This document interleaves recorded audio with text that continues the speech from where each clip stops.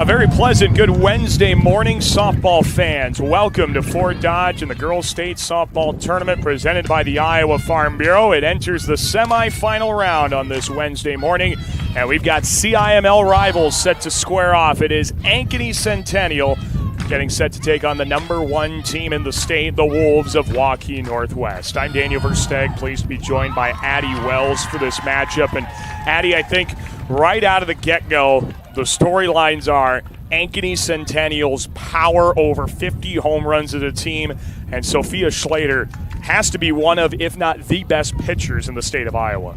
Yeah, definitely. We know Sophia Schlater set that new 5A state tournament record on Monday, recording 15 strikeouts. So, but then again, Aubrey Skaczynski from Centennial only allowed 2 hits against West Des Moines Valley, who is also known for their powerful offense. So it's definitely going to be a test of which offense can open things up here, and if Centennial can adjust to Schlater right away. Let's take a look at how these teams got to the semifinal round. Both of these teams had to defeat CIML rivals. Ankeny Centennial, they walloped West Des Moines Valley. Really the only lopsided contest of the quarterfinal round, a 9-0 win for the Jaguars in 5 innings. As no shocker to anybody that's followed Centennial softball this year, the power was on display with Maddie Ott this time. She went 2 for 2 with a home run and 2 RBIs. And of course, they have Jordan Kennedy, who's launched 20 home runs this season. And Waukee Northwest, as they've done all throughout the year, shutting out opponents. A 4-0 win over Dowling Catholic on Monday. And as you mentioned, Addie, 15 strikeouts in a complete game shutout. A 5A single-game record for strikeouts in a game for Sophia Schlater. And with everything we're going to tell you about Schlater throughout the game, the scariest part is she's only a freshman. The craziest thought for me, Addie, is that not only is Schlater a freshman, a lot of Ankeny Centennial's power hitters are still juniors and sophomores. There's still a lot of growth for these athletes when it feels like they might have already hit their ceilings. Yeah, they're definitely already elite athletes, and still being fairly young, they're going to come back next year, and I can anticipate possibly seeing both these teams back at the state tournament again. Ankeny Centennial won the title in 2023. Waukee Northwest won it all in 2022. Let's see which team's going to have a shot at the 2025 title. We'll take a break here on the pregame coverage. We'll come back, get you your introductions. Waukee Northwest, Ankeny Centennial, a spot in the 5-8 chipper on the line. We'll get it started in just a few moments on the Girls Union Digital Network, powered by Mid-American Energy. Here in Greater Des Moines, we're the unexpected sports mecca that feels like home. We are the big ballers, the little kickers, the underdogs, and the bulldogs. We've got events wacky and wild, big and small, we host them all. That old sports cliche, nobody believes in us? Nah, when you come here, you'll believe. Because in Des Moines, only the S's are silent. Let's go!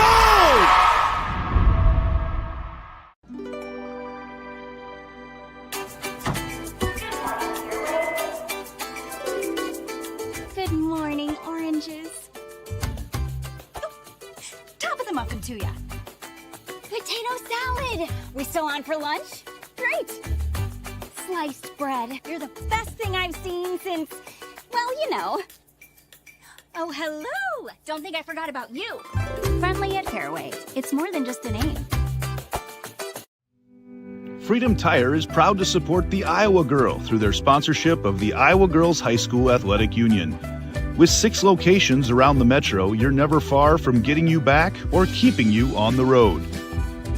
Our certified staff and state-of-the-art technology means you can take comfort knowing you've got the best work at the best prices. Give us a try at Freedom Tire, a proud supporter of the IGHSAU.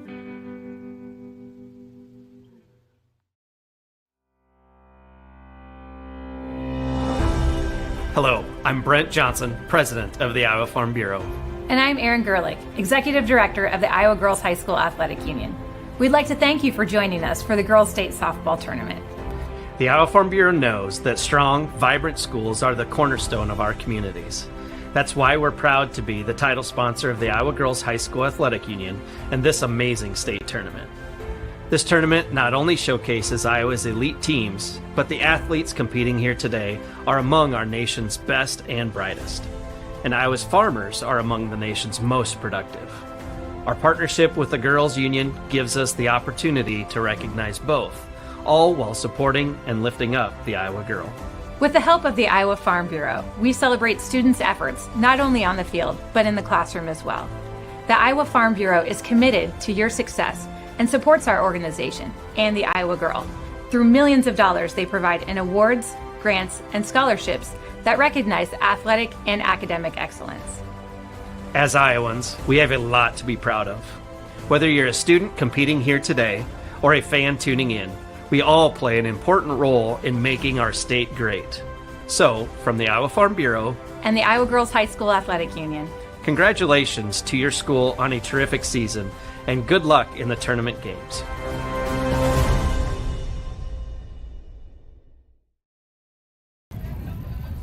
Well, it's a windy day here in Fort Dodge, but a great one for some semifinal softball. That wind is blowing out toward right center field, which may be the aid some of these hitters need to get the ball out against some great pitching. It is Waukee Northwest against Ankeny Centennial, two teams that obviously know each other well. They're in the same conference. Ankeny Centennial was shut out twice by Waukee Northwest in the regular season. Both times they faced Sophia Schlater. Going to face her for the third time today.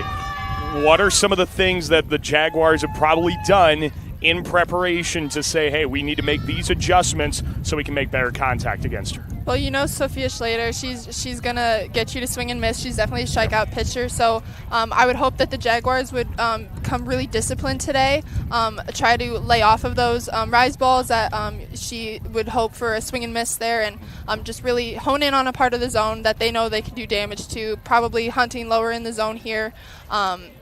But again, just staying disciplined and not giving Schlater any help here. Right. Yeah, she certainly doesn't need it. She's one of the best pitchers in the state for a reason, and don't need too many swings and misses. Of course, Centennial, one of the best power hitting teams that this state has ever seen. 54 home runs as a unit. And, of course, Waukee Northwest, the outstanding pitching of Sophia Schlater. The winner is going to take on either Cedar Falls or Linn-Mar. That is coming up at 12:45. That semifinal championship game will be played tomorrow night. And as we mentioned, these two teams have championships before. Waukee Northwest, in their first ever softball season as a program, won the title in 2022. Ankeny Centennial won it all in 2023. Neither of them have made the championship game since that point, so one of those droughts will come to an end. Of course, the Jaguars missed the tournament last year, and they're looking to see if they can get back into the final game of the Class 5A season. Again, it is Waukee Northwest. It's Ankeny Centennial in what should be a thrilling Class 5A state semifinal here on the Girls Union Digital Network, powered by Mid-American Energy. We're going to turn our attention now as we get ready for first pitch in this contest. Some pregame introductions, the lineups, all that and more is coming your way here in just a moment as these two teams square off for the fourth time this season. 2 wins for Waukee Northwest in the regular season, 1 for Ankeny Centennial. That one Jaguar win came against a pitcher not named Sophia Schlater. So, again, the struggles have been there for the Jaguars this season, but Waukee Northwest is certainly beatable. We've seen that. They've got 5 losses on the year at 38-5. Ankeny Centennial 33-9. So it's certainly not out of the realm of possibility. You just got to, like you said, you got to play a disciplined brand of softball because, as we've seen in the first 2 days of the state tournament, mistakes compound and they really can end your season with one miscue. Absolutely. Nobody is out of any game in the Iowa high school state tournament here. And just like you said, like Centennial might have gotten shut out by Schlater 2 times, but they've also seen her for 2 full games. So both teams should be fairly confident. And the Jaguars are known for a powerful offense, but don't ever count out small ball either. If that's what it takes to be able to put something on the ground, put pressure on the Northwest defense, then again, that could be the difference in any one of these games. Well, let's go now to our introductions with our public address announcer as we learn about the Jaguars and the Wolves before this semifinal matchup.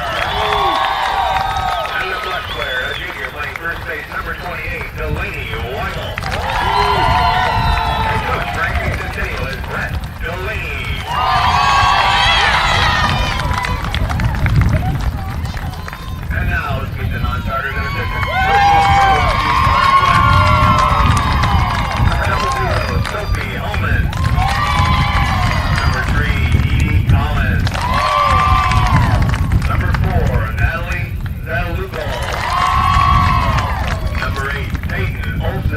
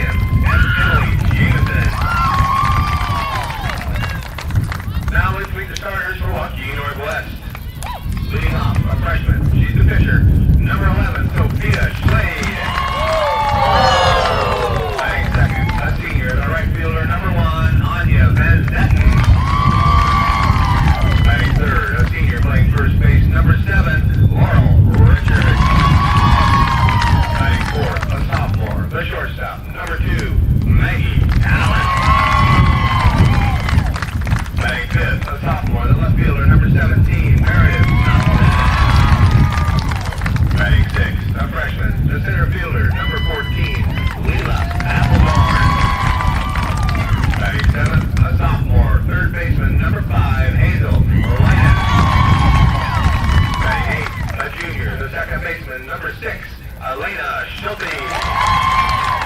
Batting ninth, a junior, the DP, number 16, Shay Davis. And the flex player, a sophomore, the catcher, number 10, Kinley Sanger. Head coach, Waukee Northwest, Gary. Now, ladies and gentlemen, please direct your attention to the area in front of home plate for the introduction of our umpires for this game. At first base, Jeff Foster. At third base, Mike Kerr. And calling the balls and strikes, Ron Taylor. Ladies and gentlemen, it's time for state tournament softball. Well, it is time for what should be a thrilling Class 5A semifinal. Ankeny Centennial against Waukee Northwest. I want to remind you that you're watching the 2025 Girls State Softball Championships presented by the Iowa Farm Bureau. As the sole title sponsor of the Iowa Girls High School Athletic Union, the Iowa Farm Bureau believes in the Iowa girl, cultivating character, work ethic, and leadership on and off the field. By investing in Iowa's youth, we're investing in Iowa's future. Alongside Addie Wells, Daniel Versteg with you. Waukee Northwest set to take on Ankeny Centennial, 5A semifinal. There's a good look at those Waukee Northwest fans. If you look over to the left, I don't think we got the pink hair memo, Addie, no, unfortunately. we didn't. But it's on and off the field, too. You see Yes. the players have some pink in their hair. A nice little a nice little fun touch for the state tournament. It's always fun what these teams come up with, the rituals, the little traditions they have. Of course, you're a softball player, you know. A lot of these players are built on routine, and once you do something once and you hit a home run or you strike out 10 batters, you got to do it again, right? Always. You really can. It's like against the softball gods if you do. So, yeah, we definitely take those traditions and those superstitions pretty seriously. Yeah, there's a little plush unicorn horse for Ankeny Centennial. We saw some pom-poms at the start, too. Yeah. Oh, you love it. And it's so cool that you can get into a game this big with so much at stake. And these are still high school girls playing fun and just having a lot of fun playing the sport of softball. We're looking forward to having some fun with you. Kick back, relax. We're going to have a great day of some high school softball, the semifinal round on this Wednesday morning. And on a bit of a warm day in Fort Dodge, the action will be heating up very shortly as Ankeny Centennial will get things started with Mary Brantley to face Sophia Schlater. And our first pitch is a called ball. Just a touch inside at 10:31.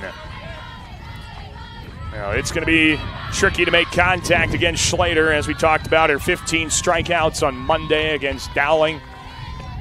That's his Class 5A state record, and one that is going to be tricky to touch with how good and competitive this class is each and every year at the state softball tournament. The 1-1 pitch. Brantley takes that riser, and that is going to be key. It's obviously one batter and one pitch, but if that's the approach the Jags have, that's going to really play into their favor in this one.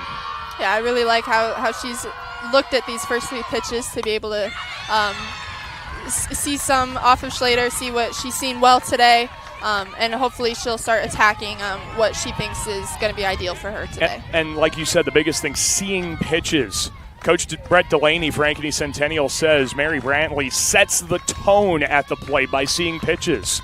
2-2 and a ground ball foul. If you can work such a long at bat like she is, I mean, let's face it, not many people see 6 pitches in an at bat from Sophia Schlater.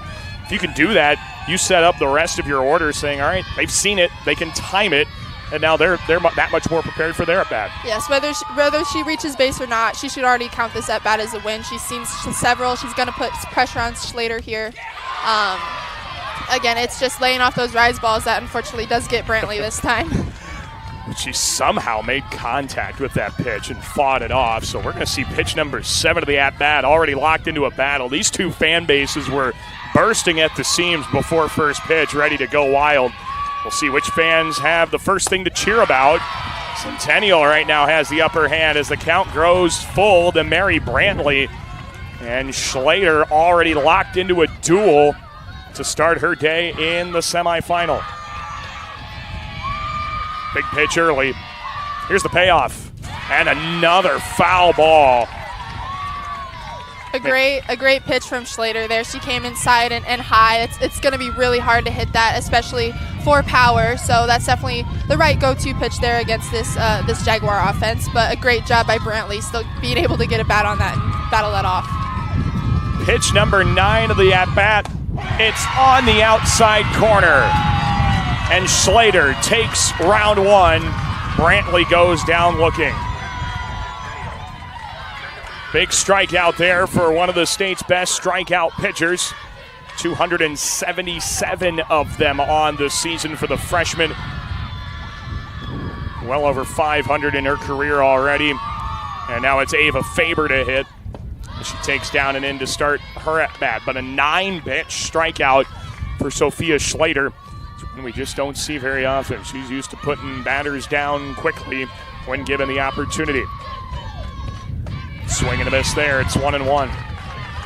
I like how Schlater has gone to use that low and inside pitch right away for both of these first 2 at-bats. And that's probably a pitch that Centennial will want to swing at, but you saw that second one kind of dropped in as a drop ball, so it's tough to make contact on, and then that one popped up. And that's the result usually if you do get around on it. It is Leinen tracking it down, the third baseman, Hazel Leinen, for out number 2, the first out on a ball in play. And now here's the matchup I've been dying to see. As soon as I saw the bracket and saw this semifinal was a possibility, no offense to Valley and Dowling, I was really hoping we were going to see Northwest and Centennial, Schlater versus Kennedy. Here we go, first pitch. It's a ball, and we start things off. Jordan Kennedy, the junior, is going to go to Minnesota and play softball, hitting .550. Slugging around 1,200, has hit 20 home runs coming into the state tournament. And she pops this one up to right center. Long run in, and Appledorn tracks it down. And the mighty Jags go down in order against the mighty Sophia Schlater. Half inning in the books. Centennial does not score.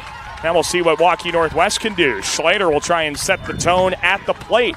Coming up next on the Girls Union Digital Network, powered by Mid-American Energy.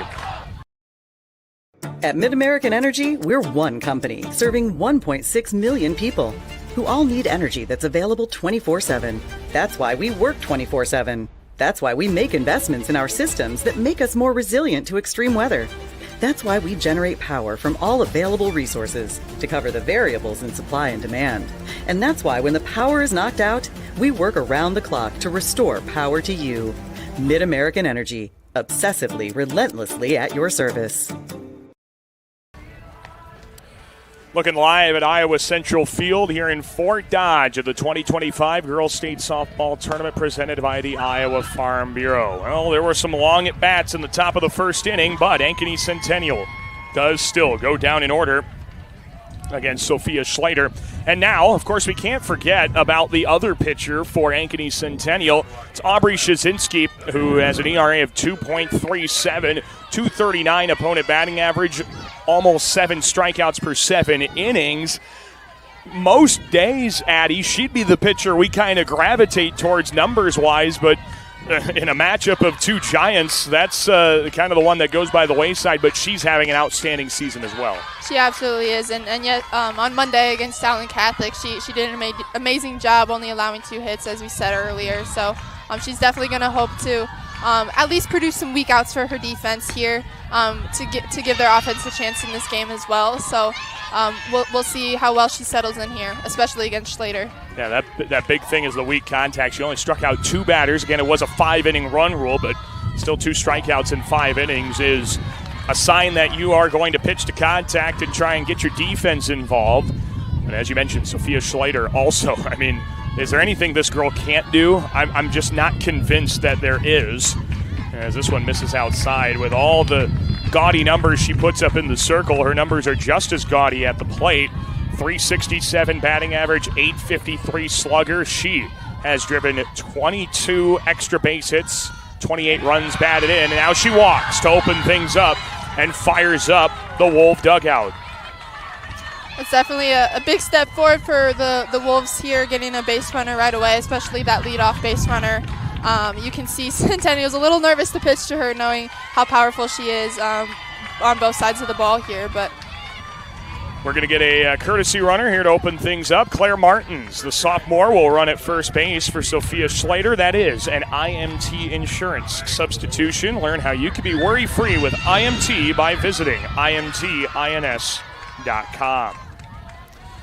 So Walk will try and set up Waukee Northwest well. Anya Van Zanten.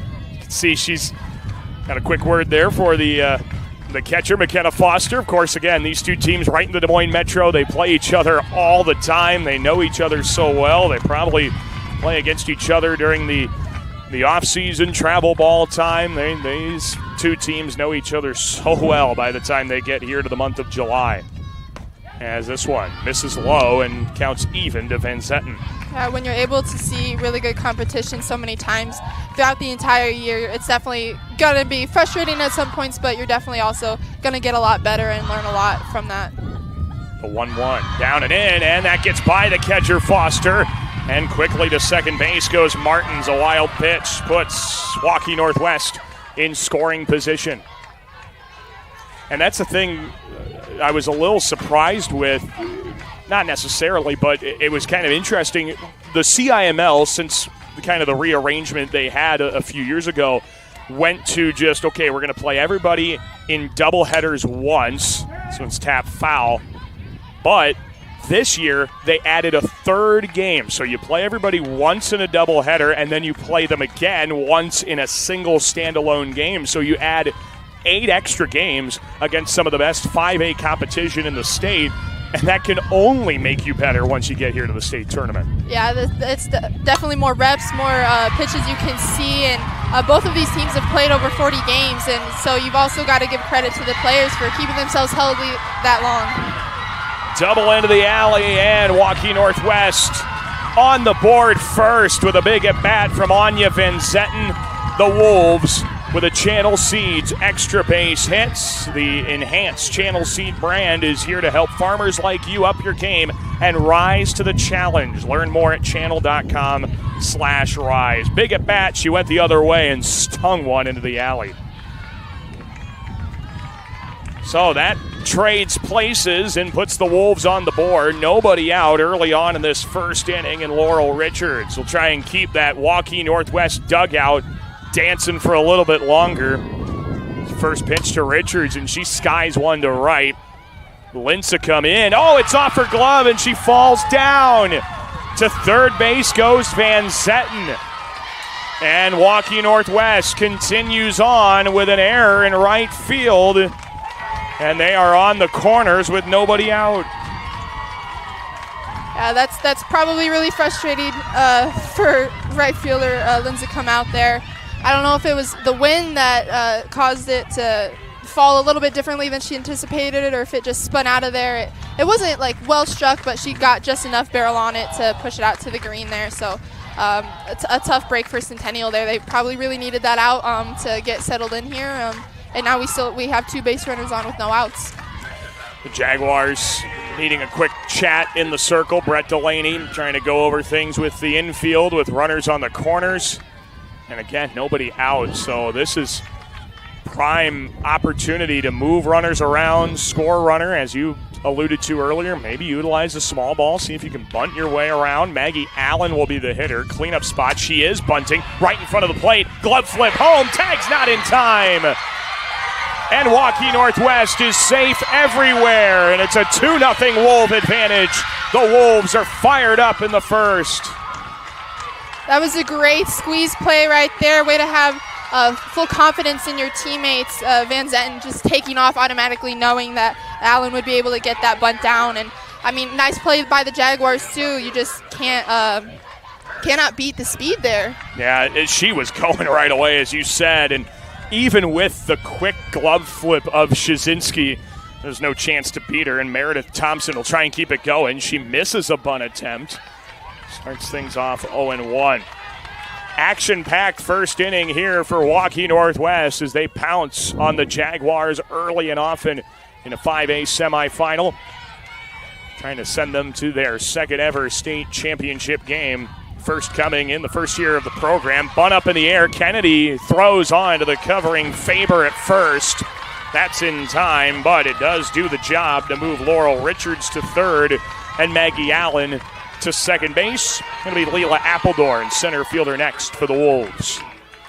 Wolves are definitely still threatening to score here with only one out. A sac fly could do it. You could push two across with a base hit, but Centennial definitely probably happy to have at least an out recorded.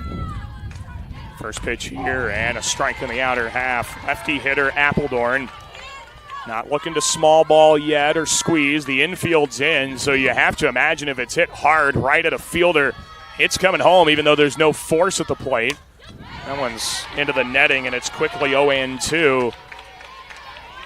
As this is a really nice start for Aubrey Shazinski as she tries to get back on the right track, take control of a plate appearance, and put the Jaguars in a good spot to get out of the inning with just 2 runs allowed. Big 0-2 pitch. Ground ball to short. The runner's coming home. They got a rundown with another runner at third. Throw goes there, and the out is recorded. What heads-up fielding by Cammie Starr. Coming home to get the lead runner. It's the second out, and the Jags dodge a big bullet, stranding a runner at third. And that was definitely a smart play by the Jaguars, though you mentioned earlier that the fielders were shifted in there, and she fires home. And then you had the traffic at third. There was really nothing you could do about that. Yeah, a tough spot for Waukee Northwest, but very smart play by the Jaguars, preventing another run from scoring. You know their Jaguars have a powerful offense, but against Schlater, they've got to limit the damage here. Hazel Leinen up to bat next, and maybe a base knock could still get one of those runs in as Shazinski spins one down and away. It's bottom third of the Waukee Northwest order. Leinen still with Schulte and Davis to get a chance to hit against Shazinski. Already an early advantage for the Wolves. The 1-1. Just a touch low, and seeing not quite as many risers. Slater threw a few, but as we talked about, the Jaguars have been kind of on the game plan of we are going to leave those pitches down there because we don't want anything to do or up there. So these pitchers have gone low toward the knees. Little blooper out to left and a base hit as Allen comes around to score, and it's 3-0 Waukee Northwest. What a start for the Wolves as they've come out ready and roaring to put runs on the board in the first inning of play. That was a great job by Leinen. I was just about to talk about how Skuzinski is really leaning into the lower half of the zone there with the drop ball, which was able to produce that ground ball to Starr there that prevented a run from scoring. But I was just about to say, if you pop it up, sometimes they fall in those gaps just like that one did. So again, like, it can be very beneficial for the Jaguar defense, but it can also cause some trouble here. And Leinen was able to get just enough muscle behind that to score a run. 1 ball, no strikes to Elena Schulte, and she spikes that one off her foot. And we're even at 1-1. So an early edge for Waukee Northwest, and the toughest part about this is the Wolves have proven throughout the season that 1 run is everything that Sophia Schlater needs. 3 runs has got to feel like a 10-0 ball game with just how dominant she's been in the circle. Absolutely. The Wolves definitely seem to have the momentum here and are just really focusing on passing the bat here and pushing as many across early in the game as they can. 2-1. That's a dribbler foul. Elena Schulte out of the 8th spot in the order. More of a slap hitter, but with 2 on, this is kind of one of those you want to try and make solid contact. You're not looking, obviously you're looking to get on base, but not trying to kind of slap your way on, but she's the perfect kind of build for it. She was a state track athlete. This Waukee Northwest girls track program is one of the best in the state, and their athletes play so many sports and utilize that speed well in all of them. Count is full, and so the base runners will get a head start here with 2 gone in the first. Schulte, the junior, left-handed hitter. Payoff pitch is ball 4. And the Wolves will bat through their order here in inning number 1 with the bases loaded and 2 outs. And it's now time for the designated player, Shay Davis, to come up to bat next for Waukee Northwest. We talked about how crucial it would be for the Jaguars to be disciplined at the plate, but we've already seen that on display from the Wolves here. They've already drawn 2 walks, and Skizinski only gave up 1 on Monday. So this is definitely helping the Wolves get some runners on base here and in position to score. Well, and you obviously want to get this out because it's the 3rd out of the inning, but Sophia Schlater might get to hit again in this inning. That one misses to Shea Davis. That's the tough part about this Wolf batting order. There is no weak point. In fact, you're looking at the bottom of the order, Shea Davis. This is the one that brings the energy for Waukee Northwest. Coach Karahebe says, man, she brings the energy every day.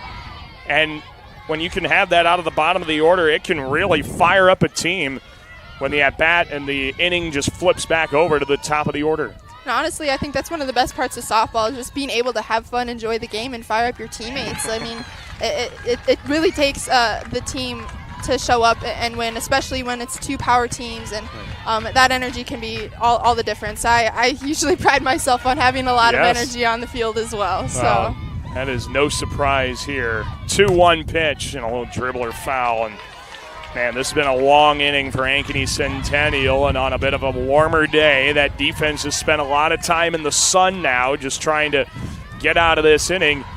You'll wonder if that could add to some fatigue for the Jaguars when they come up to bat the next half inning.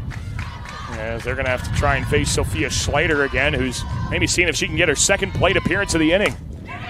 Line shot to second, and it's caught by Faber. The inning mercifully comes to an end, but Waukee Northwest, they strike for 3, taking advantage of walks, errors, and hits, and they have the advantage. Going in inning number 2, the middle third of the Jaguar order will try and turn things around. Coming up next on the Girls Union Digital Network, powered by Mid-American Energy. Different people have different needs, so Delta Dental of Iowa has affordable dental and vision coverage that meets you where you are. Small business on a budget? We have options with no employer costs. Traditional Medicare plans don't cover dental, but we do. And if you can't get benefits at work, you can buy direct from us. Plus, we give back to local communities, so you help make an impact. Choose Delta Dental for your smile, for your health, for your community. Waukee Northwest, the early advantage in a big 3-run bottom of the 1st inning. Some folks enjoying the great day here in Fort Dodge, as the Jaguar fans that we're showing you, they need a little something to cheer about. Had a little something going in that top of the 1st inning. But boy, it has been a struggle since in trying to get bat on ball against Sophia Schlater. Strikeout, 2 pop-outs, but as you've been talking about, Addie, the way she pitches to hitters is conducive to just that, striking out a batter and getting them to hit lazy pop-ups. Yes, absolutely, and she's able to work all sides of the zone, which is sometimes really difficult to attack as a hitter when you're not sure what you could see in your at-bat, so you've got to be able to make those adjustments during your at-bat. Again, laying off the rise ball unless you can get your barrel up there, but really making sure you can barrel up low in the zone, because you know that she can come in with that drop ball and really throw you off there too. Now, this is a big power bat for Ankeny Centennial, and boy, if she could get an extra base hit here, that would really set things up well for the Jaguars. It's Maddie Ott, had a homer on Monday in the win over Valley, part of a 9-0 win for the Jags. And she takes upstairs on that riser to open things up in the 2nd inning. She'll be followed by the 5 and 6 hitters. It's Corey Lincecum and Lauren Bartine for Ankeny Centennial. This one's flown in the air down the left field line. That's a fair ball. Good run in by Meredith Thompson. And she tracks that one down deep into the corner for out number 1. That was an impressive barrel there from Ott, though, able to turn on that inside pitch and get just enough barrel on it to keep it fair and to keep it deep as well. But a great job by Thompson out there. Yeah, impressive barrel is certainly the best way to describe it. I don't know how she got around that. That pitch was down by her ankles. Yeah, inside is definitely my weakness, so yes. I would have not had that success on that pitch. I can't tell you how many pins and needles feelings I had in my hands because I just jammed myself on pitches on the inside corner playing not baseball. Not a fun feeling. Oh, it's not fun at all. That's why Well, there's a number of reasons why I didn't play it past maybe junior year of high school, but here's the 0-1 to Lincecum. That one's upstairs. And we're even from Slater to Lincecum. Right fielder, really nice season for Lincecum, the junior, hitting .415. She's come on strong in really her first year of strong varsity competition, a first-team all-conference selection in the best 5A conference in the state of Iowa. She's behind 1 and 2 to Slater. And Lincecum's been hitting the ball well in the regional tournament coming in. She went 5 for 7 with a double, a homer. She drove in 7 runs as part of Ankeny Centennial's steamroll through their 5A regional, where they defeated Urbandale and Cedar Rapids Kennedy by margins of 10-6 and 12-3. And then, of course, continued the onslaught with a 9-0 beatdown of Valley on Monday in the quarterfinals. Slater's 2-2 is right there, belt high, and called for strike 3. Second punch out for Slater, off her single-game state tournament record on Monday. And now to be Lauren Bartine trying to start something for the Jaguars. That was a great pitch from Slater. It was high in the zone. Lincecum probably expected it to rise a little bit more out of the zone as a ball, but Slater coming in and just surprising her. Hopefully the Jaguar offense can learn from that, though, and expect her to come right at you with 2 strikes there. How diabolical is that? You've got a riser that can rise above the ladders. It's a ball, shoulder high. You don't have to worry about it if you can see it. But then you see the same spin, and that ball just floats at the top of the zone like that, nearly a strike.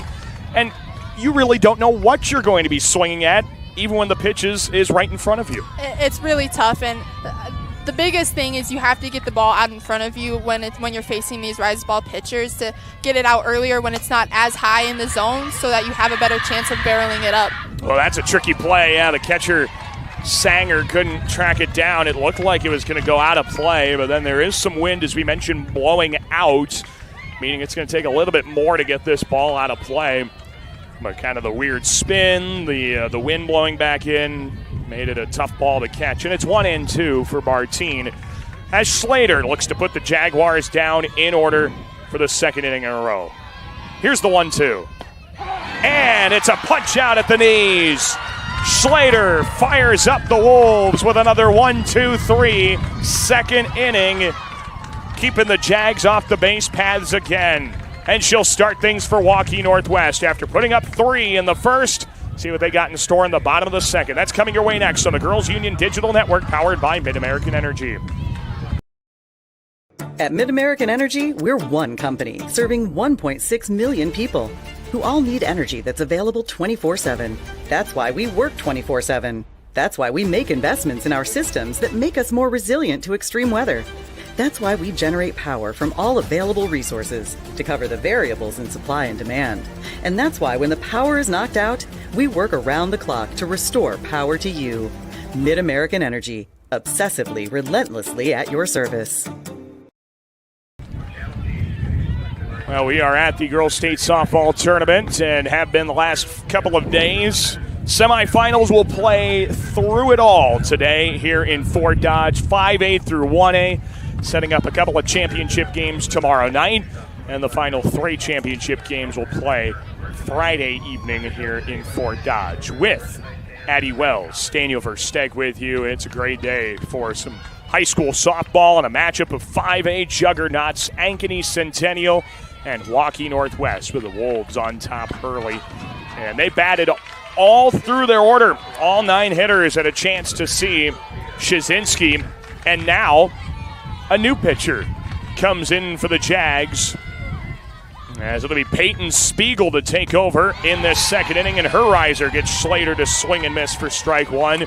That is an IMT insurance substitution. Learn how you can be worry-free with IMT at IMTINS.com. So it's, you're probably just looking to give the Wolves a little bit of a different look right now. That's the big thing the Jags have had. They've had about 2 or 3 pitchers that they could use on a regular basis. You just hope a different look might be able to throw this offense off. Yes, definitely. We've got the freshman versus freshman matchup right here, and again, like, as long as it's a slightly different speed, and we saw Waukee already had Skaczynski timed up, so even if she's just in for a couple batters and allows them to go an inning without scoring, that might just be enough to keep them in this ball game. Steals a strike of the outside corner, and the count is even. Spiegel's coming in relief 5 times previously during the regular season and regional tournament. She's been pretty good. A 3rd team All-CIML selection this year. She was able to pitch in that region final against Cedar Rapids Kennedy. Had no problem with the Cougars in picking up the win, striking out 7 Cougars in 10 outs. So she's got a little bit more of that power when it comes to striking out batters. Her and Corey Lincecum are kind of the more power pitching, strikeout, dominate you kind of arms, versus Shazinski was trying to say, hey, we got to, pitch to contact, but unfortunately that contact did not lead to outs, as it has most of the year for the Jaguars senior. So 2-2 to Slater, who walked in the first, and her courtesy runner came around to score in that inning. There's strike 3 called on the inside corner, and Sophia Schlater goes down on strikes for the 4th time this season. You just saw a rarity there.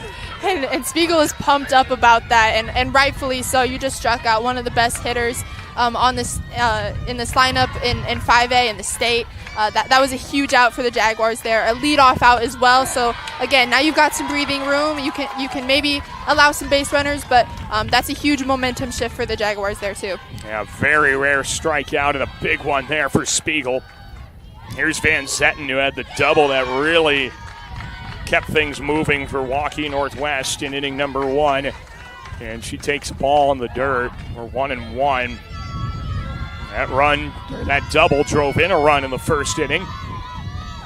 It's down and in to Van Zetten. And then, of course, she later scored on that great bunt by Allen. Van Zetten was ready to go at third base. She was wasting no time in trying to score on that bunt out in front of home plate. 2-1. Ground ball. Diving grab at short. The throw from the knees of Starr is not in time. And Van Zetten legs out her second hit of the day. It is an infield knock, and that'll set up Laurel Richards for the Wolves. That was a tough play for Starr there at short, but she did a great job of knocking that down, preventing potentially an extra base there. But again, we got to give credit to Spiegel on that. It was a weak ground ball. It was just too deep in that 5-6 hole there to make a play on. But great job by the defense. We saw McKenna Foster, the catcher, was down there backing up first base just in case that throw got passed. So Centennial is definitely prepared for anything defensively. Especially with the speedy Van Zetten, and now a lazy fly right center. It's caught. Nice play by Maddie Ott. Got a good read on it and tracks it down for out number 2. And it'll set up Maggie Allen for the Wolves, the cleanup hitter who laid down the bunt. And so many times you get a cleanup hitter or a number 3 hitter who might feel like they're above bunting in a runner, but not Allen. She's very content to say, I'm going to bunt a runner in if that's what the team needs. Van Zetten goes. The throw is right on target. It's just out of the glove of Faber. And not in time. Another stolen base for Van Zetten. 26th of the season. We'll get another replay of a pretty nice throw. Just off the tip of the glove of Faber, and couldn't quite record the out on Van Zetten. Yeah, nice attempt there from Foster. There's just not much you can do there. 1-0 pitch and a strike. Nice location at the knees. 1-1 to Maggie Allen, the sophomore. 2-time honorable mention all-conference pick already. This Wolf team has so many young stars, and they're going to be good here for quite a while. Obviously, they have been good the last few years. In fact, in 4 years of high school softball played on the northwest corner of Waukee, they made the state tournament all 4 times. Champs in 2020. Couldn't win in the first round the last 2 years. This one's upstairs.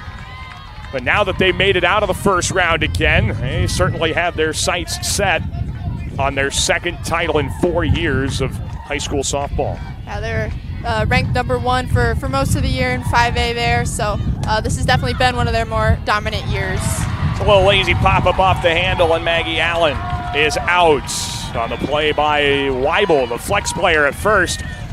And the Wolves are held scoreless in the bottom of the second. We'll go to the third and see if Ankeny Centennial can get something started. 7-8-9 to face the flame-throwing Sophia Schlater. Coming up next on the Girls Union Network, powered by Mid-American Energy. Hello, I'm Brent Johnson, an Iowa farmer from Calhoun County and president of the Iowa Farm Bureau. As proud title sponsor of the state softball tournament, the Iowa Farm Bureau is dedicated to creating a vibrant future for Iowa through partnerships and programs that help cultivate individuals with great character, a strong work ethic, and exceptional leadership skills. Making it to the state tournament is a great accomplishment that takes a lot of support. That's why we provide millions of dollars in awards, grants, and scholarships that recognize athletic and academic excellence. The well-being of Iowa students is also very important to Farm Bureau. That's why we provide concussion insurance coverage at no cost for all students in grades 9 through 12 who participate in a sanctioned sport. As just one of only 7 states to provide this coverage, it's just another way we're striving to support Iowa's outstanding young leaders. So, from the Iowa Farm Bureau, congratulations to all the players and coaches on an outstanding season, and good luck in the tournament. 2 innings complete. The damage has been done for Waukee Northwest with 3 runs in that first inning. That right now has been all that these two teams could muster.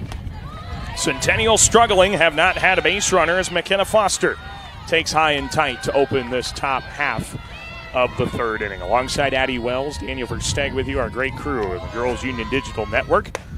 This one misses just above the belt, and Schlater really wanted that location. She falls behind a hitter, 2-0. Not something we see very much. One of the state's best arms. 2-0. That's up. 3-0. And McKenna Foster, boy, you feel like just getting a base runner for the Jags could really put them into a frenzy and get them back on the right track. Here's the 3-0. It's right there for a strike. Yeah, especially after not allowing Waukee to score in this last half inning.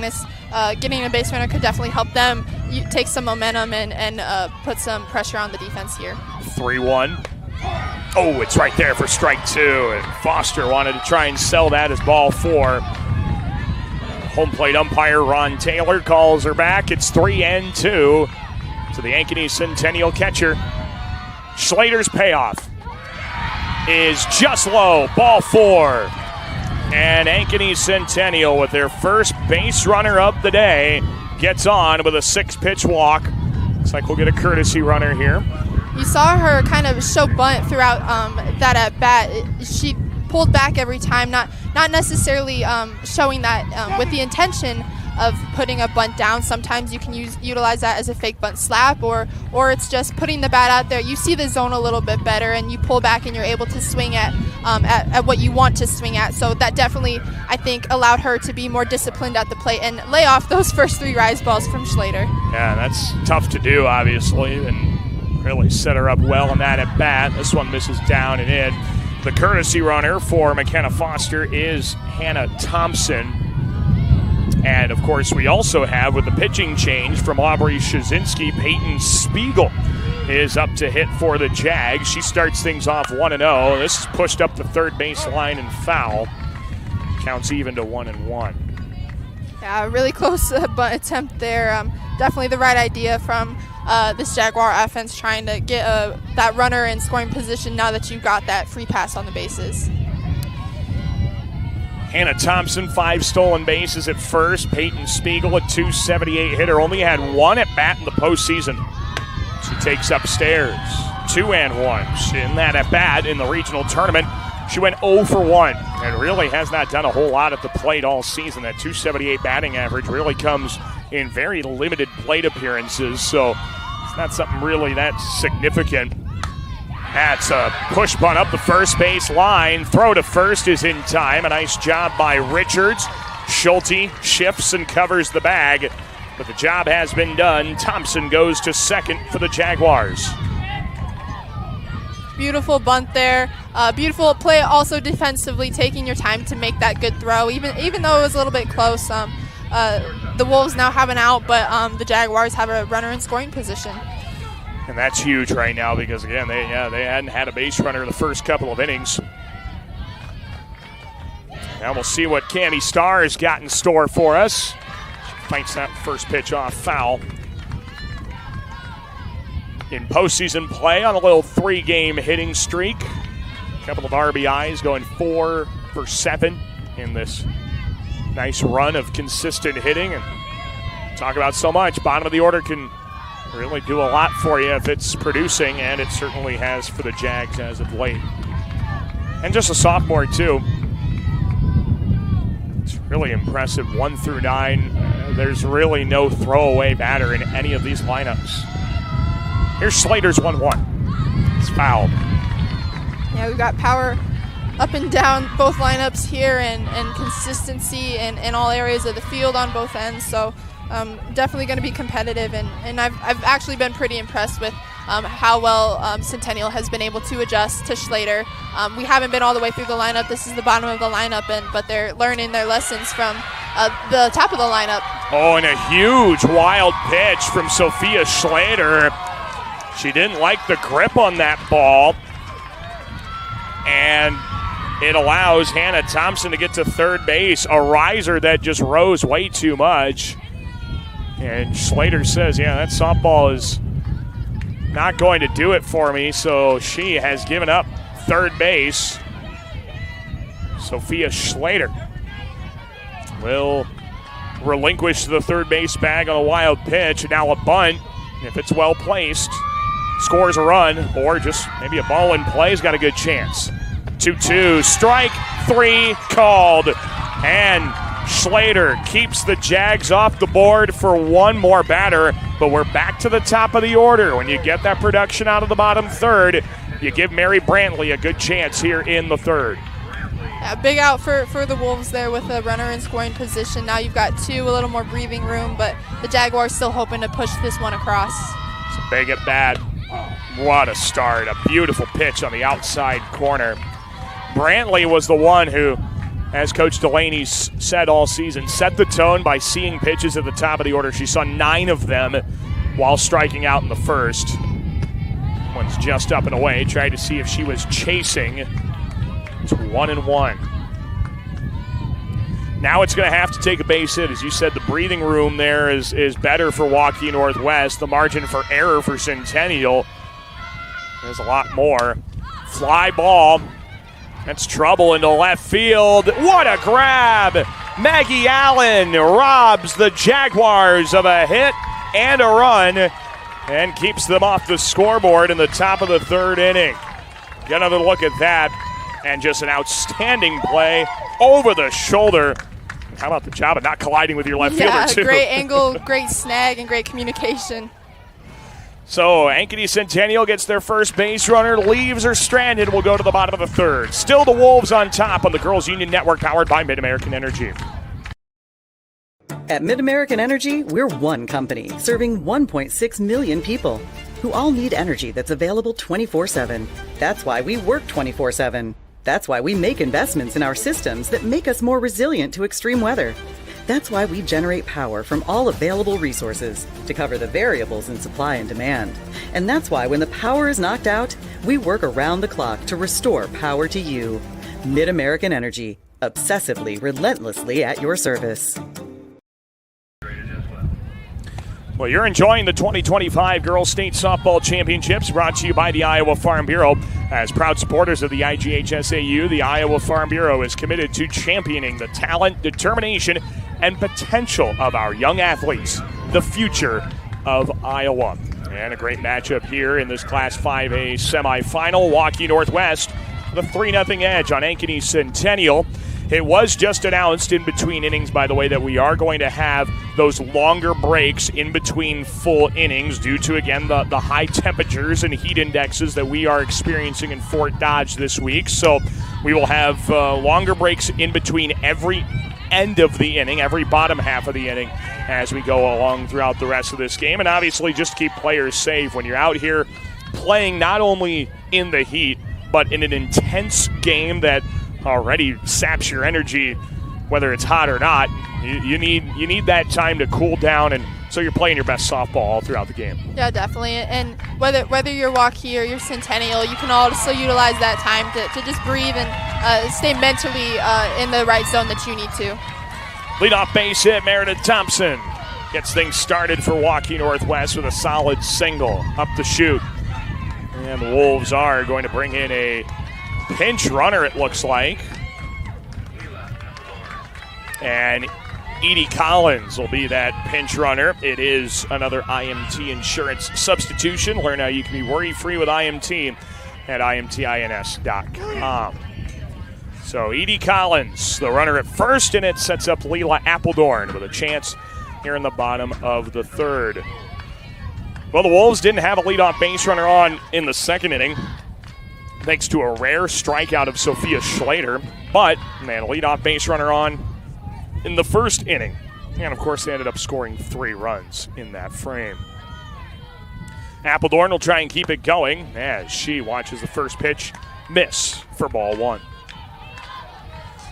Yeah, the Wolves definitely have a chance to put some more pressure on the Jaguars here, and they're probably to, again, push across some more insurance runs, especially with the Jaguars now finding a base runner in that last at bat. So might as well try to push more across. State tournament again. You want to play your best softball. So Appledorn had that fielder's choice ground ball to the shortstop. So she'll see if she can push something through for a base hit this time. Yeah, she hit it hard. And I think that's what ended up messing up kind of the base runners there. One of them wanted to go. The runner at second went, and I think that ended up forcing the runner at third at that point into kind of a pickle. That was Laurel Richards. She kind of had to go at a certain point, but she got a late break on it, and Appledorn ended up putting the ball in play on all of that. And Peyton Spiegel in her second inning of relief work is trying to dodge the leadoff hit and see if she can get a big strikeout here of Appledorn. She's got it to 2 strikes. It's the 2-2. Foul tip, just lucky to stay alive. Appledorn will live to see another pitch. I've been very impressed with how Spiegel has shown up. This is a big game, a lot of pressure. You win this, you make it to the championship game. So, but she's showing up and she's not allowing Appledorn to easily barrel up any of these pitches right away. Fly ball to right, and it's down, base hit. Collins goes to second. A little soft fly ball, and Appledorn puts Waukee Northwest with 2 on to open the third. And they really have a chance to make some plays here, and as you said, add to their lead. It'll be Hazel Leinen, and she's already got a base hit and an RBI in this game. That came in the first. That was the last run the Wolves scored. Shows bunt and drops a beauty. It's charged by Spiegel. Throw to first. Got her there. Now a throw across the diamond. They couldn't quite get Collins too far off the bag. But the bunt gets the job done. Second and third, 1 away for Elena Schulte. Nice bunt there from Leinen, and now you've got 2 in scoring position here. You still have to get credit to Spiegel for limiting the hard hit balls here against this Waukee Northwest offense. That last one from Appledorn also just was hit just soft enough and just hard enough to fall in the gap there to have her be able to be standing on second right now. So again, you've got to be proud that she's producing weak contact against such a powerful offense. Gotta find a way to get this second out without that runner at third scoring. Schulte slaps it over the shortstop, and the Wolves go up 4-0. What hustle from Schulte. She's already at second.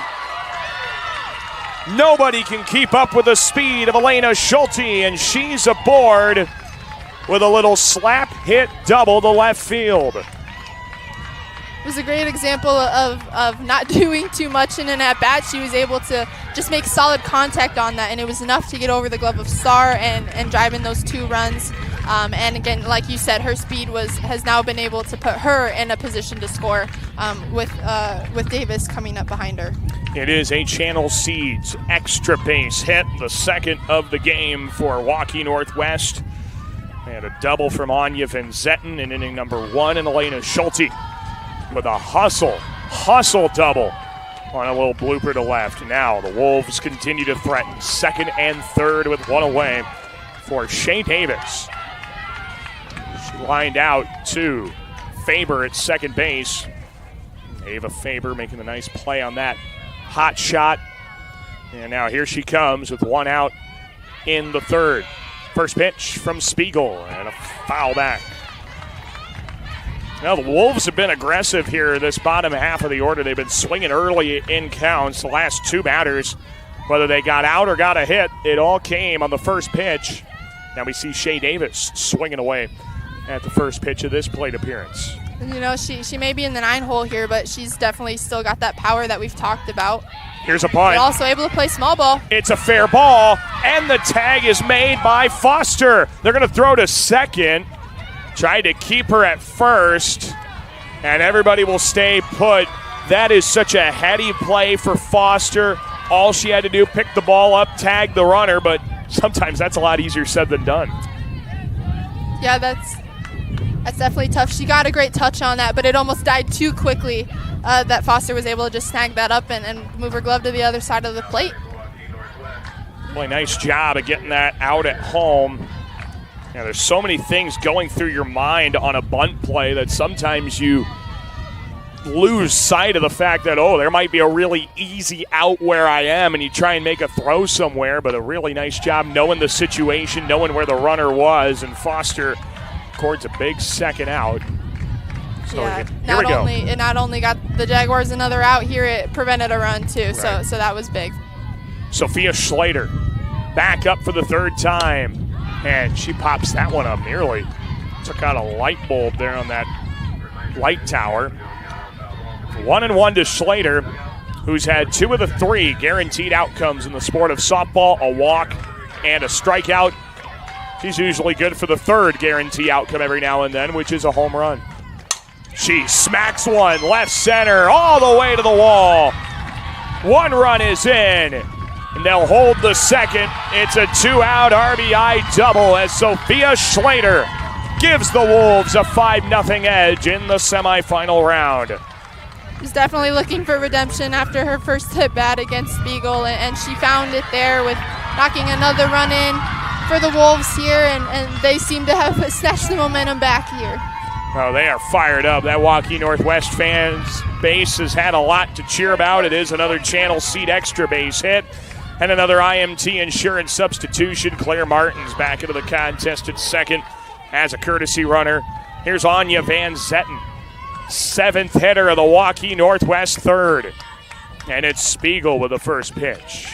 Just a bit inside. They're going to throw behind the runner at third. Davis just gets back in, and I can see Jordan Kennedy say, hey, let's not do that again. I'm playing in, wanting to try and get to this ball quickly. We're not going to have a play there. Yeah, definitely nice snag there from Kennedy at third. Saved a run there, but just need to be a little bit more situationally aware there. Yep. Van Zetten's had a big day. She's 2 for 2. Continuing her hitting streak now up to 10 games. She's 4 for 5 in the state tournament now. That's a moonshot! It's long gone! Van Zetten deep into the left field seats, and the Wolves blow it open. It is 8-0 Waukee Northwest. As you said, that was an absolute moonshot. She was able to get her hips through, her hands through, and that ball almost just stayed fair, but she was able to get the barrel on it and her hands through enough to keep it on the right side of that foul pole and drive in 3 more runs for the Wolves here. There's a little shelter house area down that left field line for kind of the ticket takers when you come into Harlan Rogers Park. That ball nearly got over the roof down that left field line. It nearly did. Oh, It man. was no doubter. It is 8-0 Wolves. And it looks like the Jags want to make another change of some kind. I think that might be it for Peyton Spiegel here. See what they decide to do, but boy, what a shot off of the bat of Van Zetten. Worth noting, by the way, she now has a single, a double, and a home run. I think we got a new right fielder. If I'm seeing that correct, it looks like it's Addie Frederick, number 16 out there for the Jags, replacing Corey Lincecum. And that is probably to allow Lincecum to start warming up in the bullpen, because she's the other of the three pitchers for Centennial that sees a lot of time in the circle. Boy, a 5-run inning, 5 hits, 3 of them have gone for extra bases. And here's Laurel Richards trying to keep it going. See what the 2-out life has for Waukee Northwest, and a strike called right there. I like how she's going to that off speed now. We haven't seen much of it in Spiegel's first early showings, but maybe incorporating that a little bit more will be able to help them stay a little bit off balance as you said, Lincecum is warming up. Fly ball right at the new fielder, Frederick, and she has no problem with that one. The ball will find you. It certainly found Addie Frederick, and the ball found the gaps in left field. A 5-run lead, 5-run inning, and an 8-run lead for Waukee Northwest going to the top of the 4th inning.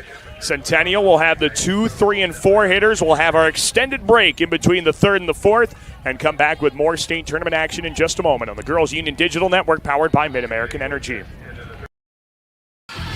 Excelling in athletics takes teamwork, dedication, and a commitment to excellence. These are the same qualities that help our pig farmers and our communities thrive. The Iowa Pork Producers Association is proud to support statewide high school athletics and the student athletes who make us all proud. Visit iowapork.org/WeCare to meet the people behind the pork and hear about our winning approach to caring for our pigs, the environment, and our communities. SWIC is a community. Southwestern Community College is a place in rural southwest Iowa where students from across the world come to be a part of a tight-knit family, Spartan Nation, where they study, train, grow, thrive, and are called by name, not by number. At SWIC, we are one.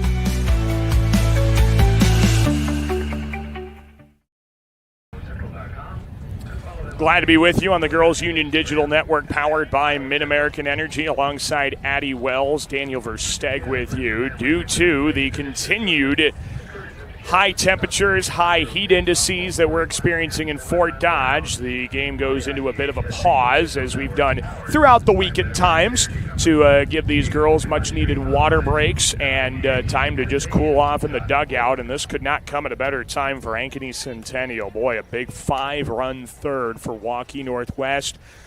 And the Jags have only had the one base runner. It was a walk in the 3rd inning. So as of right now, Addie, they're trying to figure out what they're going to do, just starting the 2nd time through the order and seeing if they can make some good contact, get on bases, and see if they can cut into that 0 on the scoreboard. Absolutely. The bottom of the order was able to make some adjustments against Slater. So again, we're gonna see if the top of the order can carry on that progress here. And I do appreciate the Girls State Union being able to give these girls a breather. It's definitely tough to continuously play on and off, running the bases, doing it all. Right.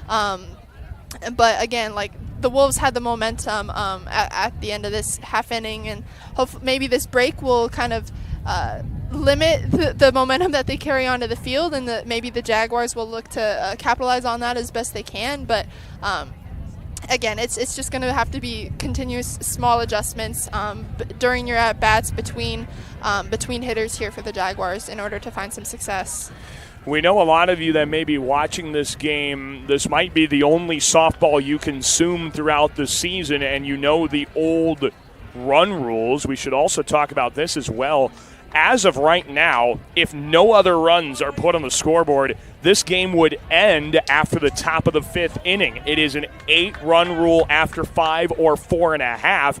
So that's added pressure on the Jags, too. If they can't score, and the tough part is, too, if Waukee Northwest scores 2 runs in the bottom of this next inning, this game would be over. So not only do you want to just get back in the ball game, you have to, otherwise you're not going to play for a championship. Definitely. The Jaguars definitely don't want to see their contention for a championship end this way, so I'm sure they'll be looking to push some runs across because, like you said, they have no choice. So, again, we know that the Jaguars have a powerful offense, and we've seen them kind of use that small ball, especially at the bottom of their order. So maybe if that's what they need to do to be able to push some runners across, then that's the adjustment they'll have to make. Well, I think we're going to find out a lot here for Ankeny Centennial because, as we talked about, it's the second time through the order. You take a look at that Waukee Northwest dugout, and they funnel out trying to fire up their team. It'll be 2, 3, and 4 for Centennial, so if anybody's going to get it started, Ava Faber, Jordan Kennedy, Maddie Ott, these are the three that have gotten things going for the Jaguars all season in many ways, and they're going to have to get things going with the season potentially obviously, they'll play a third-place game tomorrow if they don't win today, but, they would love to play for a championship. So if that hope is to still be alive, I think it's got to start right here because these guys usually start things off for the Jags all season.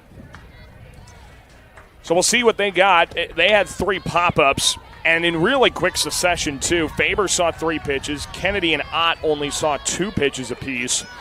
And they'll see what they got against Sophia Schlater, who to this point has only allowed a walk, but nothing in the hit column through 3 innings. She pitched a complete game shutout on Monday, and in that contest only held the Maroons to 4 hits. She did walk 4, and obviously the highlight of that was the single-game 5A record of 15 strikeouts. Not quite that many here today, just 4 through 3 innings. Still really a dominant arm in the circle for the Wolves. We're back to action, and Ava Faber swings through and misses the first pitch. Underway here in the top of the 4th inning. Jags down 8-0. The winner set to take on either Cedar Falls or Linn-Mar. Semifinal played after this one at 12:45 as the count is even at 1-1. Faber trying to start something and see if the Jags can get on with a hit. That's just up. They're doing a really nice job laying off that good rise ball, but of course it's a lot easier said than done sometimes. It's especially easier to do when you're up in the count in a hitter's count here, but Schlater does a really good job at getting herself in a pitcher's count eventually as well. Well, we saw her fall behind a hitter 3-0, get it back to full. She ultimately lost it on a walk, but 3-1 counts are no throwaways for Sophia Schlater. Comes back with one right down the middle, and you can just tell how deceptive these pitches are. With a pitch that looks that good right down the middle, it still can lock up a hitter who doesn't know what's coming. Big pitch here with a 3-2 count. A fly ball to right. It's hit right at Anya Van Zetten. No problem for her, and it's the first out of the inning.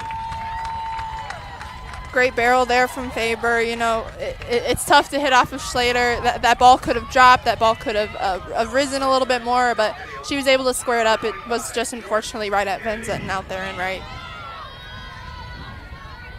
So here we go with Jordan Kennedy. Best power hitter in the state. I don't have any qualms saying that. First pitch is a strike.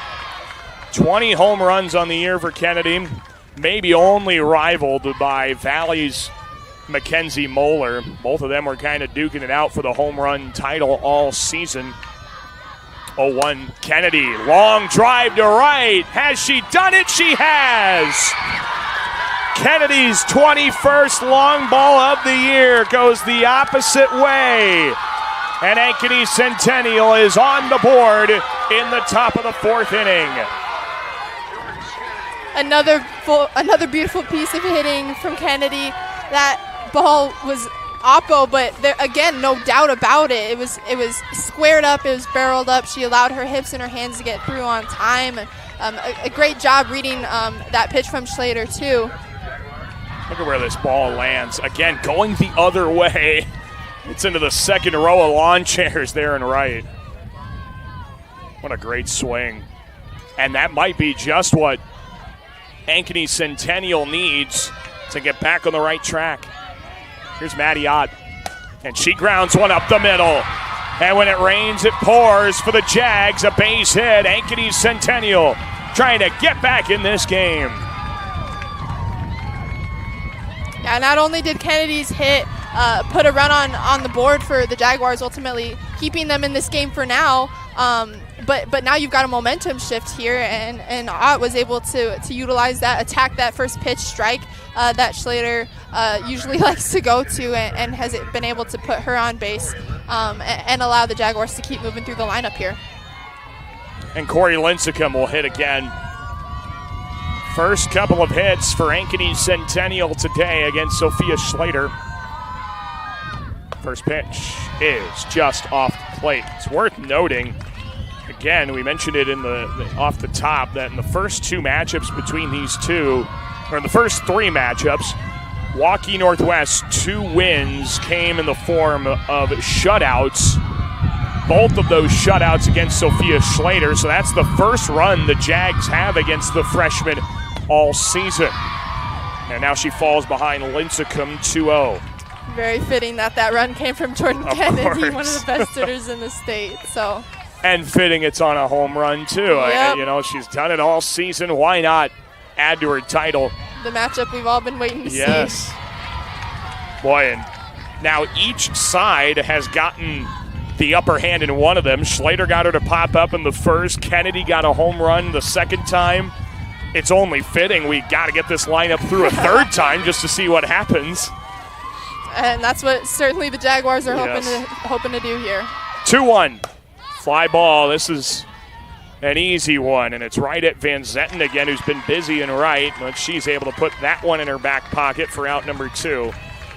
And Lauren Bartine, designated player, will try and keep things going for the Jaguars, trailing by 7 here in the 4th.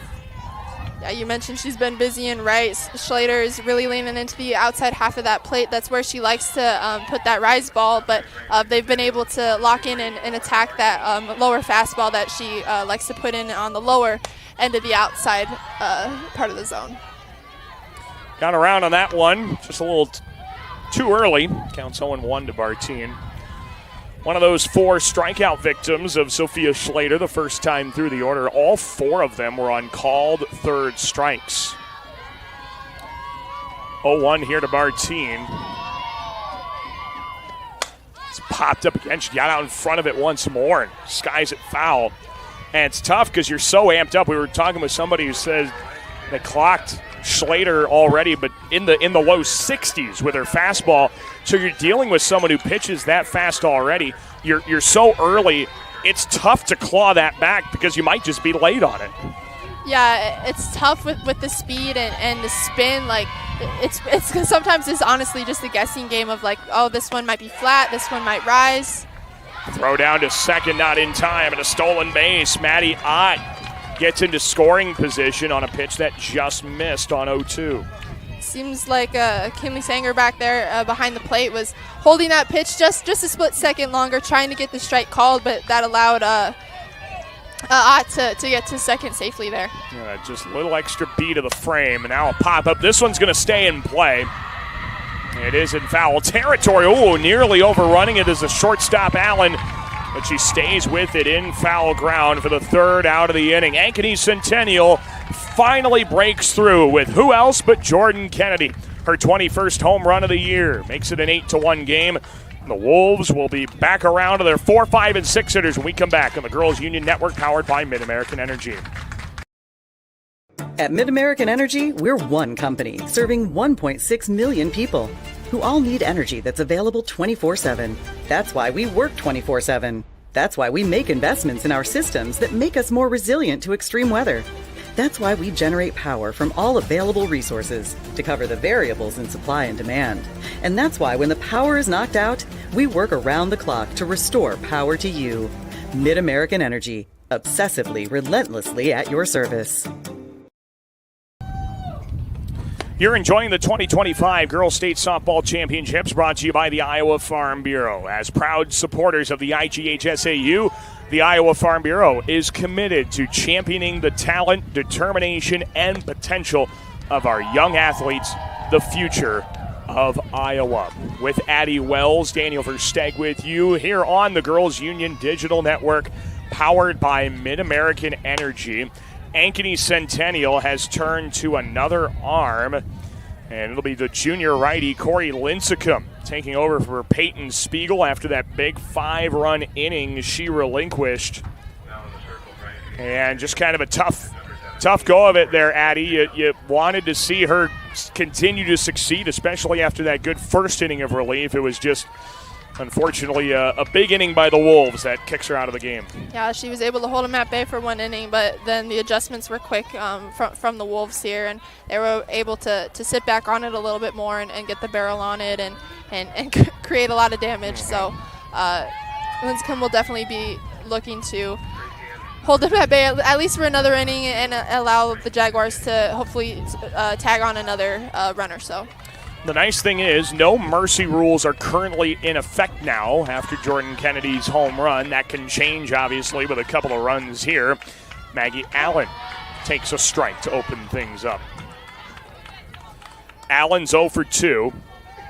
Ground out and a pop-up for her today. And a chance to try and start things off for the Wolves, and a fly ball. That one's foul. It's 0-2.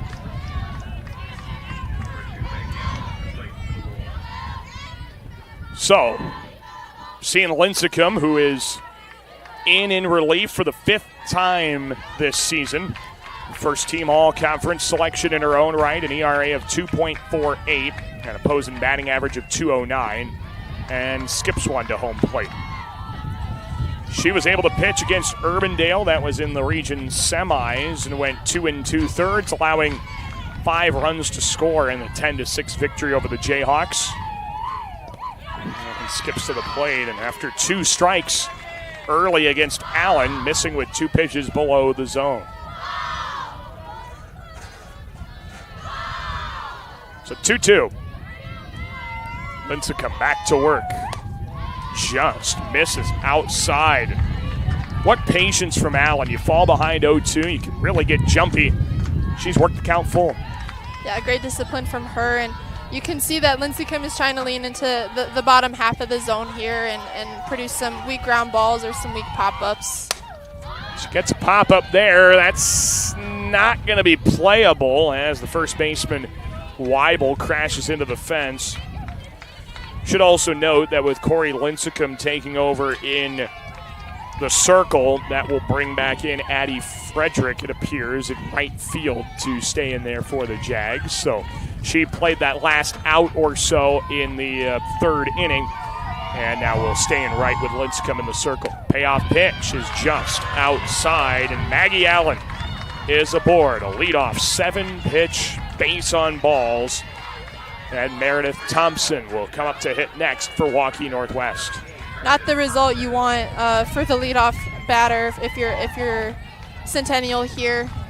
As you know, Waukee Northwest has the ability to push several runs across with runners in on the bases here, but a great start for Waukee Northwest if you're rooting for them. Oh, the runner's going, and she's into second. She holds on to that base for dear life.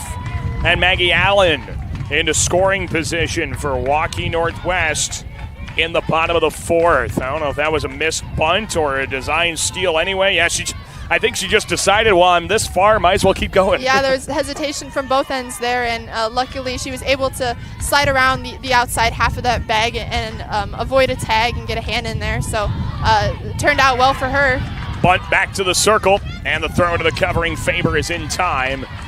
It is the first out of the inning, but the bunt does its job. Maggie Allen over to third base. And Waukee Northwest trying to get that run rule run in to score.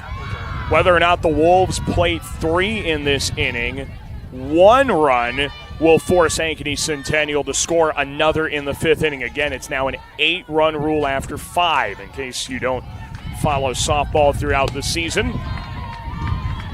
This is a great time to start, of course, with some outstanding semifinal contests. This has been a great week so far already in the state tournament. Only going to get better the next couple of days. Appledorn, big cut and a miss. That's 1-1. And knowing that championship game is tomorrow, these teams first played on Monday and had Tuesday to rest and prepare. But knowing that the championship game, arguably the biggest game of their season would be tomorrow. I'm sure the Wolves are looking to end this game early if possible, save their bodies a little bit, and give themselves a little bit more time to rest and recover before tomorrow if they're able to finish this win. Yeah, if they can do it in 5 innings, they might be able to have lunch on time. It's not even noon yet. This one does get by the catcher, but not far enough to allow Allen to score. A good read there and a good hold at third base. It's 3-1 as Appledorn looks to keep the pressure on this Ankeny Centennial relief arm in Corey Lincecum. Pitch way upstairs. That does get away from the catcher. Here comes the runner. She's safe. Allen scores. It's an 8-run lead for Waukee Northwest in the 4th. That was extremely close. That ball bounced back off the screen very quickly, but Allen able to get just in there just in time. A really bang play there at home. They're going to get another pinch runner here for Waukee Northwest. Going to be Isla Hansen. It is another IMT insurance substitution. Learn how you can be worry-free with IMT by visiting imtins.com.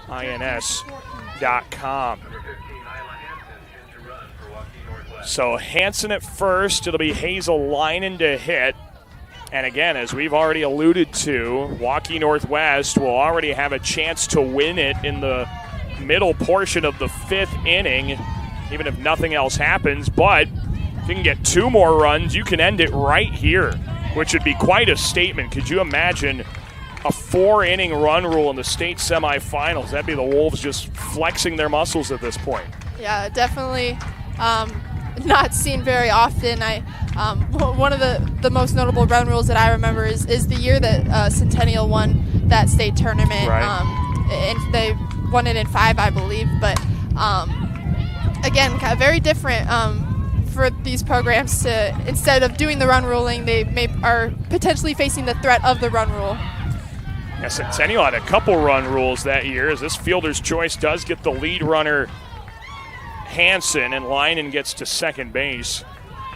And the Centennial, they ended up run ruling Southeast Polk in the semis, and then they crushed. They're a championship game opponent in 2023 that year as well. And that was a really good team. That was the sophomore year for these seniors, freshman year for these juniors, and now they're putting themselves in another spot here in a game that is unfortunately getting a bit out of hand. Yeah, that was that fielder's choice play was probably smart to get that lead runner and try to keep her out of scoring position, but then again that throw unfortunately got away from him, and Leinen was able to put herself back in scoring position.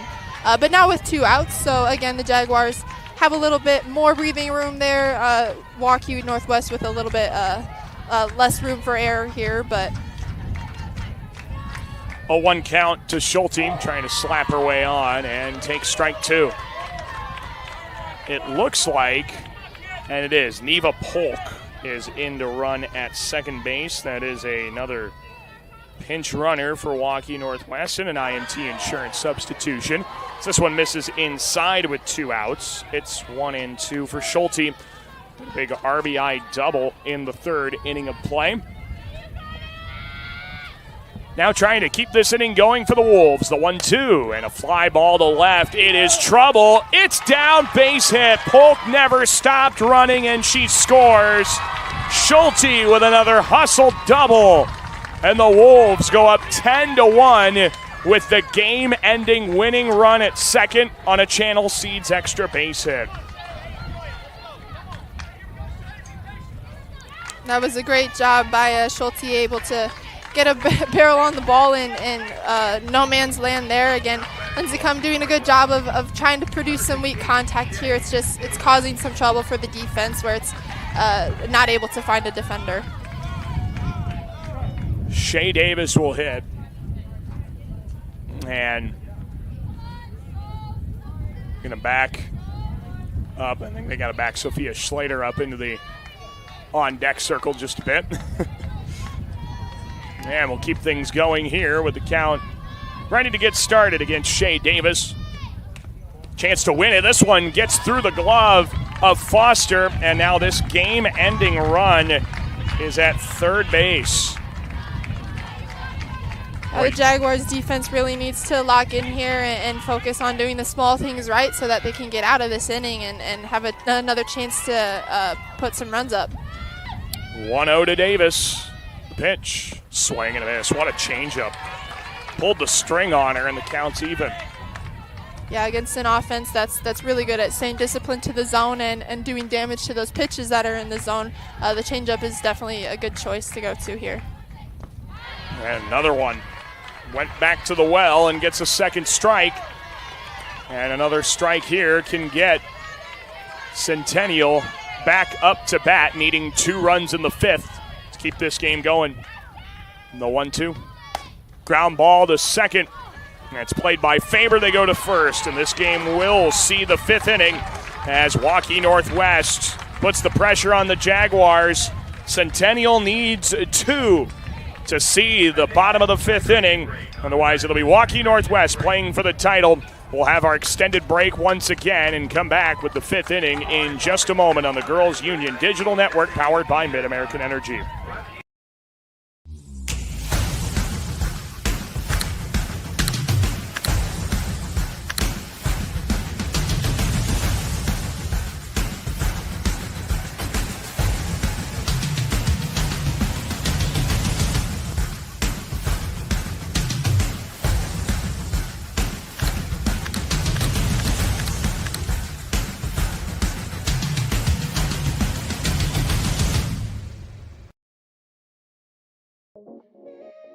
This is you. And you are why we do what we do. Each and every one of you are wonderful, amazing people. So we'll treat you that way on your journey of trusted care. Because the way you, and you feel matters. Unity Point Health. Know how much you matter to this world. T-shirt cannon, a new addition here to the Girls State Softball Tournament presented by the Iowa Farm Bureau with varying degrees of success. We're still working out the kinks a little bit along with Addie Wells, Daniel Versteg with you. Well, Centennial's hopes of making it back to the championship are now down to needing 2 runs against the state's best pitcher in Sophia Schlater. And they only have 3 outs to do so. And, you could go into an inning, Addie, looking at, okay, we need 2 runs, we need 2 runs, we need 2 runs. And that stresses you out and makes you kind of overthink it. I think the first thing the Jags need to worry about, let's get on base and let's see what happens afterwards. Absolutely. It's not going to take just one swing. It's going to have to require some base runners and some hits strung together here. So these first 3 hitters that are due up cannot be putting the pressure on themselves. They definitely just got to be looking to find some gaps here and put themselves in a good position to score and trust that the lineup can pick them up through here. The winner of this game will take on the winner of our next contest at 12:45. That is the scheduled start time. Cedar Falls and Linn-Mar. Of course, the big story there, Cedar Falls' first ever state tournament appearance for the Tigers. They won an absolute slugfest in one of the better softball games we've seen in a 12-11 contest over Southeast Polk. And yeah, Waukee Northwest, they're certainly feeling like the goats right now. Coach Eby with the head on that goat there, I think. We've got the Carrie Eby fan club up there for Waukee Northwest. Rightfully so. She's definitely a legend around these parts. Absolutely. Well, she had so much success at Waukee and then took over the job at Waukee Northwest when the new school opened up. 484 wins, looking for career win number 485 today. She was a player on those championship teams in 1999 and 2000 for Waukee. and has turned that into an outstanding coaching career and has led to the success of both Waukee, the original Waukee High School, and the new one, Waukee Northwest, as well. The scores that we got for you, we just saw 2-1 Pella, the Cinderella story in Class 4A, moving on over ADM. I don't know how many people gave Pella a shot because they were playing Xavier right away in the first round, and Xavier's got so many weapons, but credit the Dutch. They're going to play for a championship. Yeah, Emma Ekoff definitely helping carry the Pella Dutch here with being an outstanding pitcher, but also knocking home runs in both of the quarterfinal and semifinal game now. So she's definitely an elite athlete that has helped the Dutch find some success. And of course, her teammates are helping her out there, putting pressure on the defense there. But definitely a momentum starter for the Dutch over there. Whoever comes out of the other 4A semifinal, they will now know the name of the Pella Dutch and their players. They're not going to come in shocked and stunned by having to play Pella at this point. It's a team that has certainly garnered respect from all the teams in attendance now. And here we go. We're back to action with the top of the 5th inning. Jaguars in some trouble. They need 2 runs in this inning. Otherwise, Waukee Northwest will be back in the championship game for the first time since their first season as a school. 4 years ago, they won it all. Since then, they have not been able to make it out of the quarterfinal round of play. It'll be McKenna Foster, bottom third of the Jaguar order, swinging at the first pitch and popping it foul. She was able to draw a walk in her last at bat there, and this was the start of the Jaguars' kind of step forward offensively, so they'll be looking to continue taking some steps forward here. But again, she's going right away to that fake bunt, slap, swing, whatever you want to call it. It's definitely been working in her favor there. She was able to foul off that first strike from Schlater there. And like you talked about the previous time with that walk, she was able to see the zone well, take 3 pitches out of the zone early on, and that kind of set her up for the ability to reach on a walk. But now she's behind 1-2 here on some very good pitches from Sophia Schlater. She's trying to start the 5th inning off with a bang. Fouled it off. Another good job by Foster. She stays alive. Great pitch from Schlater, high in the zone. Definitely one that would typically get a swing and miss there, but Foster doing a great job of getting the barrel up there and being able to stay alive for another pitch. Schlater's 1-2. A drive to left. That's got carry, and it's up against the wall. Big turn to second. Foster in there with a double to open the 5th inning. That was an amazing swing, an amazing barrel from Foster. That fake bunt swing was able to help her see the zone there and get through it quickly as well. So she was able to turn on it, keep that ball fair and over the head of Thompson out there. That also gives her a 9-game hitting streak. It is a Channel Seeds extra base hit, as Hannah Thompson will run for Foster and another IMT insurance substitution. Foster, some big praise from Coach Brett Delaney. Calls her the team leader, and he told us that we would not be here at the state tournament without her. And she's trying to make sure that the Jaguars see at least another half inning, as this is going to be Gracie Anderson to hit. She quickly falls behind 0-2. And as we said, the Jaguars need 2 to stay alive in this contest now, but a great start on behalf of Foster there. Anderson quickly behind. Schlater trying to get back in control and misses outside.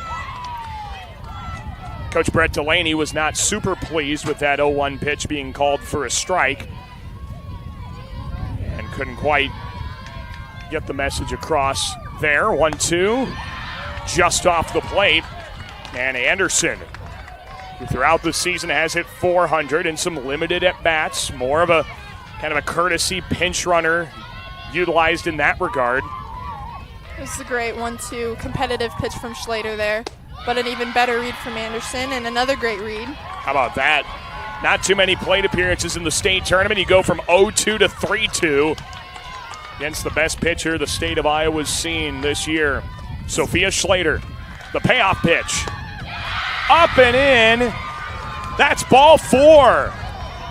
It was a gritty at-bat from Anderson there, coming in a big situation, and now you've got 2 base runners on, and these are the 2 that need to move across in order to keep the Centennial in this game. You know, some people facing Sophia Schlater would be content with just taking ball 4 and going down to first base. Anderson, whether or not she knew the count, looked like she wanted to get back in the box and try and get a hit. She was ready. She was seeing the ball well. She was able to be confident about the zone there, so I'm sure she was looking to do a little more damage there, but I'm also sure that the Jaguar dugout is happy to have another runner aboard. And nobody out still. That is huge here in the 5th inning. 0-1 to Cami Starr. Just got a piece, but fouls it off. 0-2. So the run that can keep things going into the bottom of the inning is now on at first, represented by Gracie Anderson after her walk. 0-2, and Starr fights it off. I think that's probably the biggest adjustment that the Jags have made after 2 regular season appearances against Schlater. They've been able to make better contact. They're not striking out on that pitch. They're fighting it off to stay alive. Definitely. Like, as Schlater continues to throw that pitch and as they continue to foul it off, she knows it. She's got to throw something else, but there she goes to it again, and unfortunately it does get Starr. It is a strikeout of Cami Starr as she was able to fight off the first riser, but that second one goes a little bit further up. But now the Jaguars do get back to the top of their order, and Mary Brantley will see another chance against Schlater. And that does also increase maybe the likelihood that Jordan Kennedy would get another crack against Schlater. She's in the hole with Ava Faber in between her and Mary Brantley. Waukee Northwest with a quick conference there, just on the back side of the pitcher's circle. It's the first time the Jaguars have had 2 base runners on at once, and only the second time they've had 2 base runners on in an inning, period. His first pitch to Brantley is right there for a strike.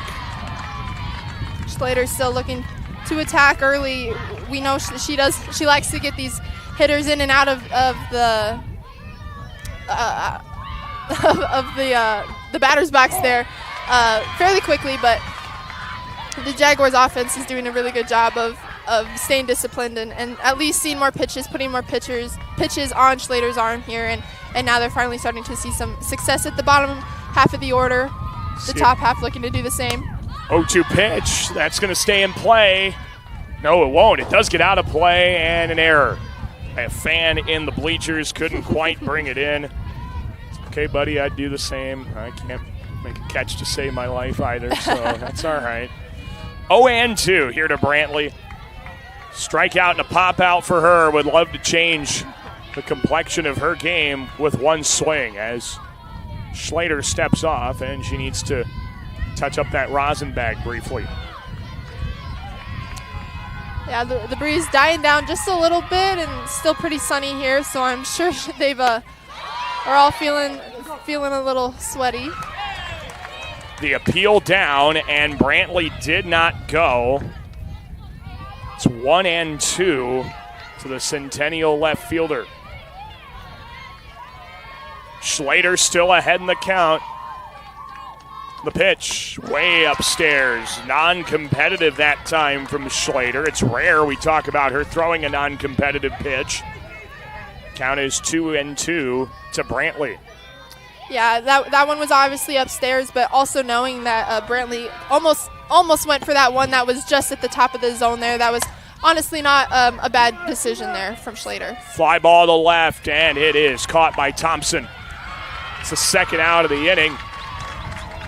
And a big one there. It will force things into the hands of Ava Faber. She's got to keep the game going in some form, getting on base. Whether that's a walk, a hit, an error, doesn't matter. If she doesn't get on, the Wolves will play for the title coming up tomorrow. 2 flyouts for Faber. And with 2 on and 2 out, a big spot as Schlater. First pitch to her is down and in. Couldn't quite steal a strike with the frame from Sanger.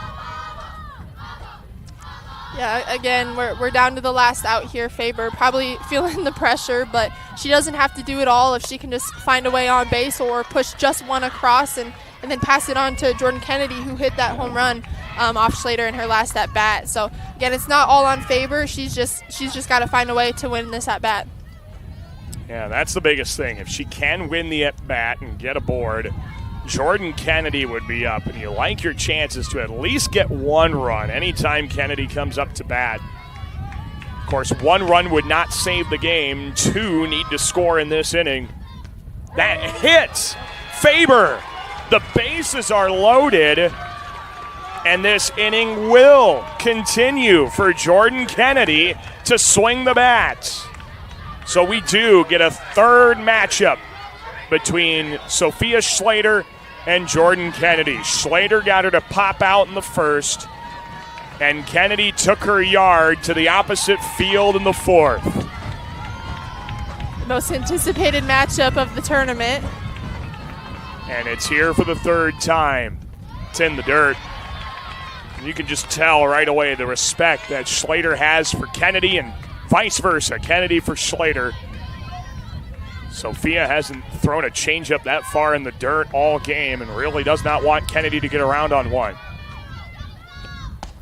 Just a bit off the plate. Now a hitter's count for Kennedy, who will, of course, look to be selective in trying to keep the Jaguars alive in this game.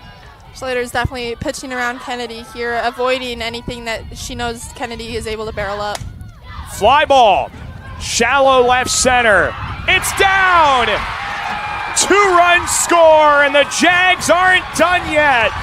Jordan Kennedy drives in a pair, and Ankeny Centennial cuts it down to 7 here in the fifth.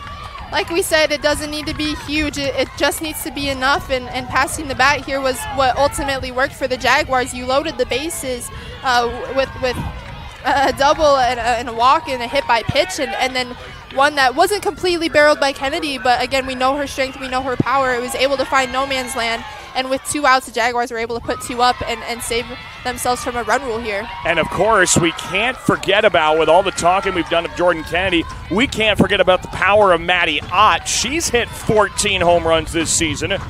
Actually has just as many, if not maybe more, RBIs now than Jordan Kennedy. 55 on the season coming into the state tournament. She had 2 on Monday. She's ahead 2-0 here. So the Jaguars were able to keep the inning alive just long enough, and that gives them a chance to see their big power bats here in the fifth. 2-0 to Maddie Ott. Oh, just off the handle, couldn't get out in front of it. And it's 2-1. Yeah, the Jaguars are definitely looking to push as many across here in this inning as possible. You know, after this, we go to the bottom of the fifth. Waukee Northwest still with the option to walk it off if they can put more runs up and reach that run rule. So Centennial is definitely looking to continue doing damage against Schlater here. Counts 2-2 to Ott. Base hit in the fourth. She's 1 for 2. Another base hit could really give the Jaguars some confidence. Cut it down to 5 and really make the run rule tough.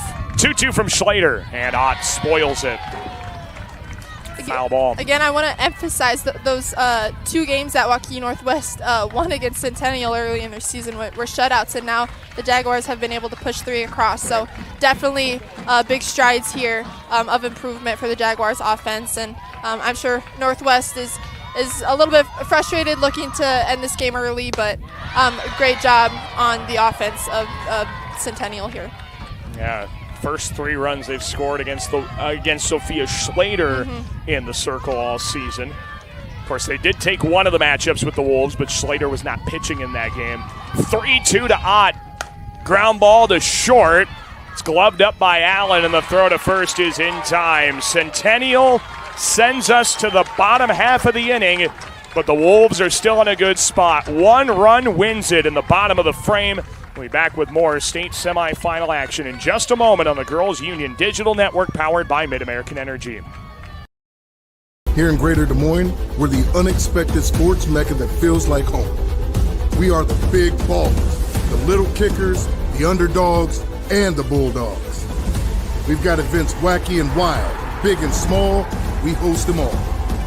That old sports cliche, nobody believes in us? Nah, when you come here, you'll believe. Because in Des Moines, only the S's are silent. Let's go! At MidAmerican Energy, we're one company serving 1.6 million people who all need energy that's available 24/7. That's why we work 24/7. That's why we make investments in our systems that make us more resilient to extreme weather. That's why we generate power from all available resources to cover the variables in supply and demand. And that's why when the power is knocked out, we work around the clock to restore power to you. MidAmerican Energy, obsessively, relentlessly at your service. Well, Waukee Northwest is a runaway from winning this game and going on to the championship matchup tomorrow, where either Cedar Falls or Linn-Mar stand in their way. Alongside Addie Wells, Daniel Versteg with you. The fact that we're in the bottom of this inning is a testament, as you mentioned in the top half, to the Centennial offense, not backing down, not giving up. 2-out, 2-run hit from Jordan Kennedy. And now, keeping Waukee Northwest off the board means they'll get another chance in the 6th, and just trying to keep the momentum going from there. Absolutely, but Waukee Northwest will definitely be coming to end this game early still if they possibly can, and nobody better to start things off than the top of their lineup with Sophia Schlater. A double, a strikeout, and a walk for Schlater. That double drove in a run in the 3rd, and her courtesy runner scored twice, so she's been productive at the top of the order.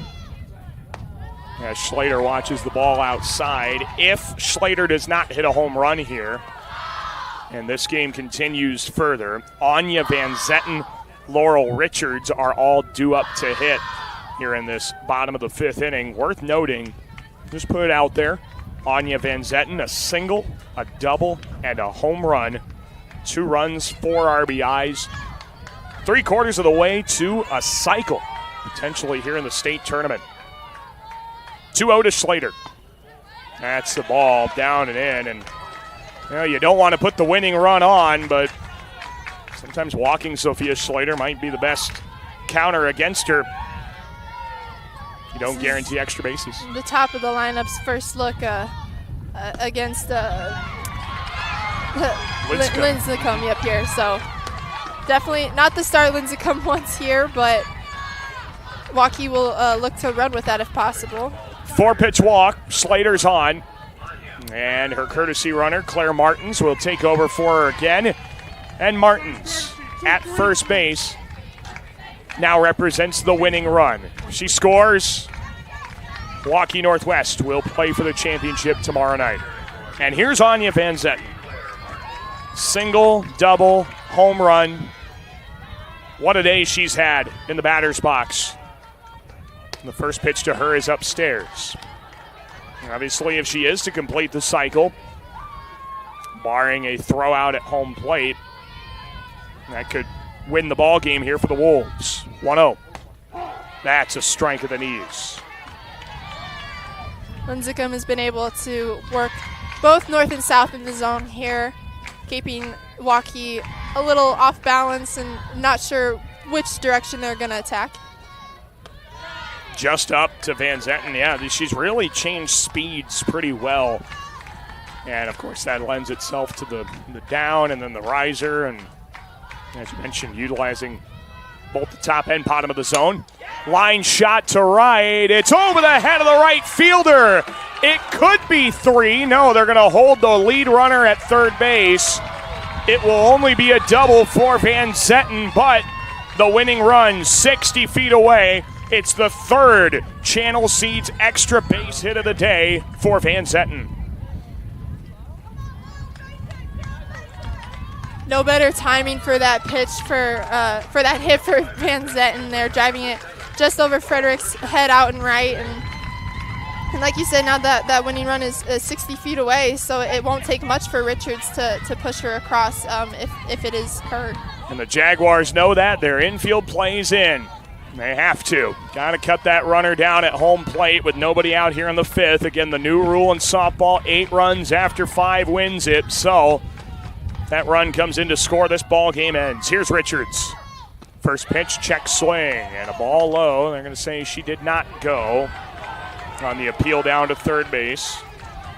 Richards has had a rough day. She's 0 for 3. Did reach on an error in the first and was thrown out in kind of a pickle between third and home.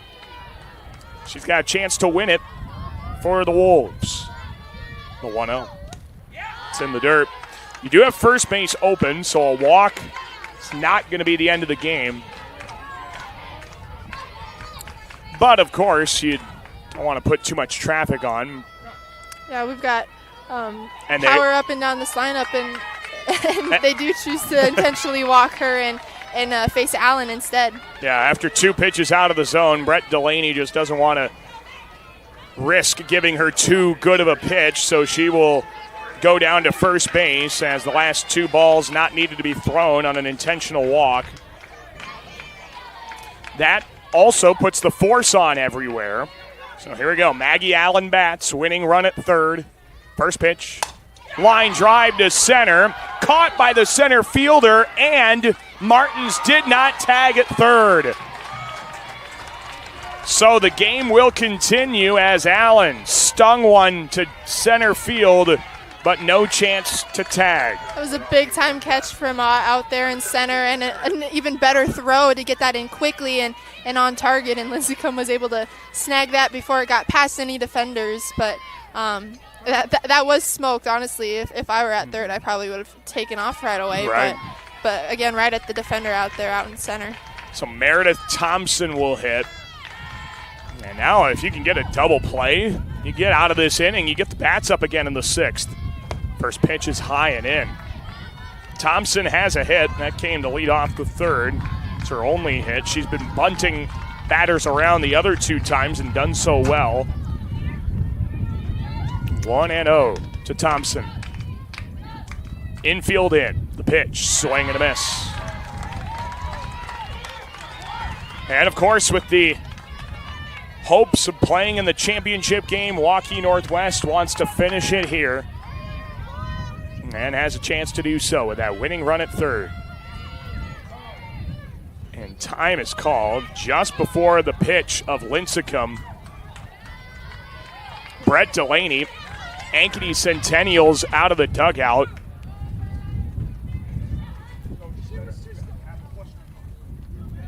And Brett Delaney's asking our home plate umpire, Ron Taylor, well, if Corey Lincecum is in her motion, how can you grant time? And I think what Ron Taylor will say is, well, you got to have that acknowledgement. The pitcher and batter both have to be ready for there to be a pitch thrown. Thompson had her hand up for a little bit, stayed ready just in case she wasn't granted time. That will die foul, 1-2. Yeah, that's kind of the new rule. It kind of came as a result of the pitch clock in the sport of baseball, but I think it's also bled into softball where you have to have the batter and pitcher at least make eye contact at some form before the pitch so that they all know, everybody knows, hey, we're ready to go. 1-2 to Thompson. Pitch. Ground ball past the second baseman, and that's a winner for the Wolves. Waukee Northwest will play in their second ever state championship game, run ruling the Jaguars in 5.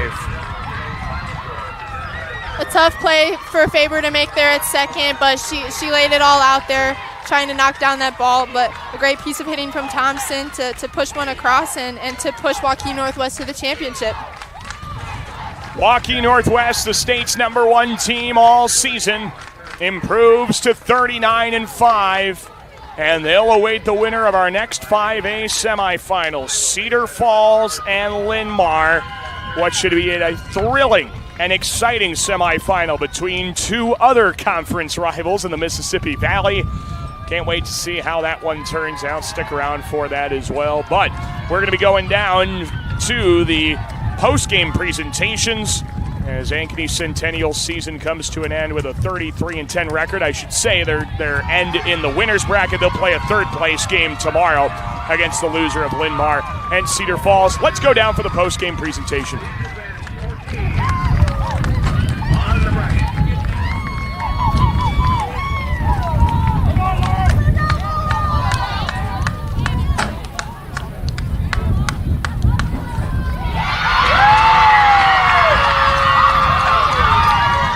the jubilation there for Waukee Northwest, who is a win away from the program's second state championship in 4 years of existence.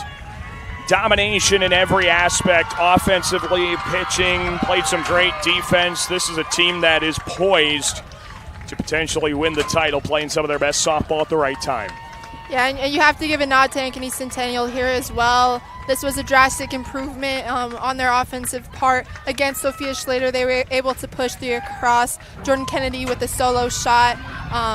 They made great adjustments. They played great softball today. It just wasn't enough against Schlater and the Wolves offense to keep them in contention for a championship. So an 11-3 run rule in 5 innings in Waukee Northwest. Our first state finalist in Class 5A. We're going to find out who's going to join them here in the not-too-distant future. Cedar Falls, Linn-Mar. That's coming up in around a half an hour here in Fort Dodge on the Girls Union Digital Network. Until then, we're going to say so long. For Addie Wells, for the rest of our great crew here in Fort Dodge, I'm Daniel Versteg. You've been watching the 2025 Girls State Softball Tournament presented by the Iowa Farm Bureau on the Girls Union Digital Network, powered by Mid-American Energy.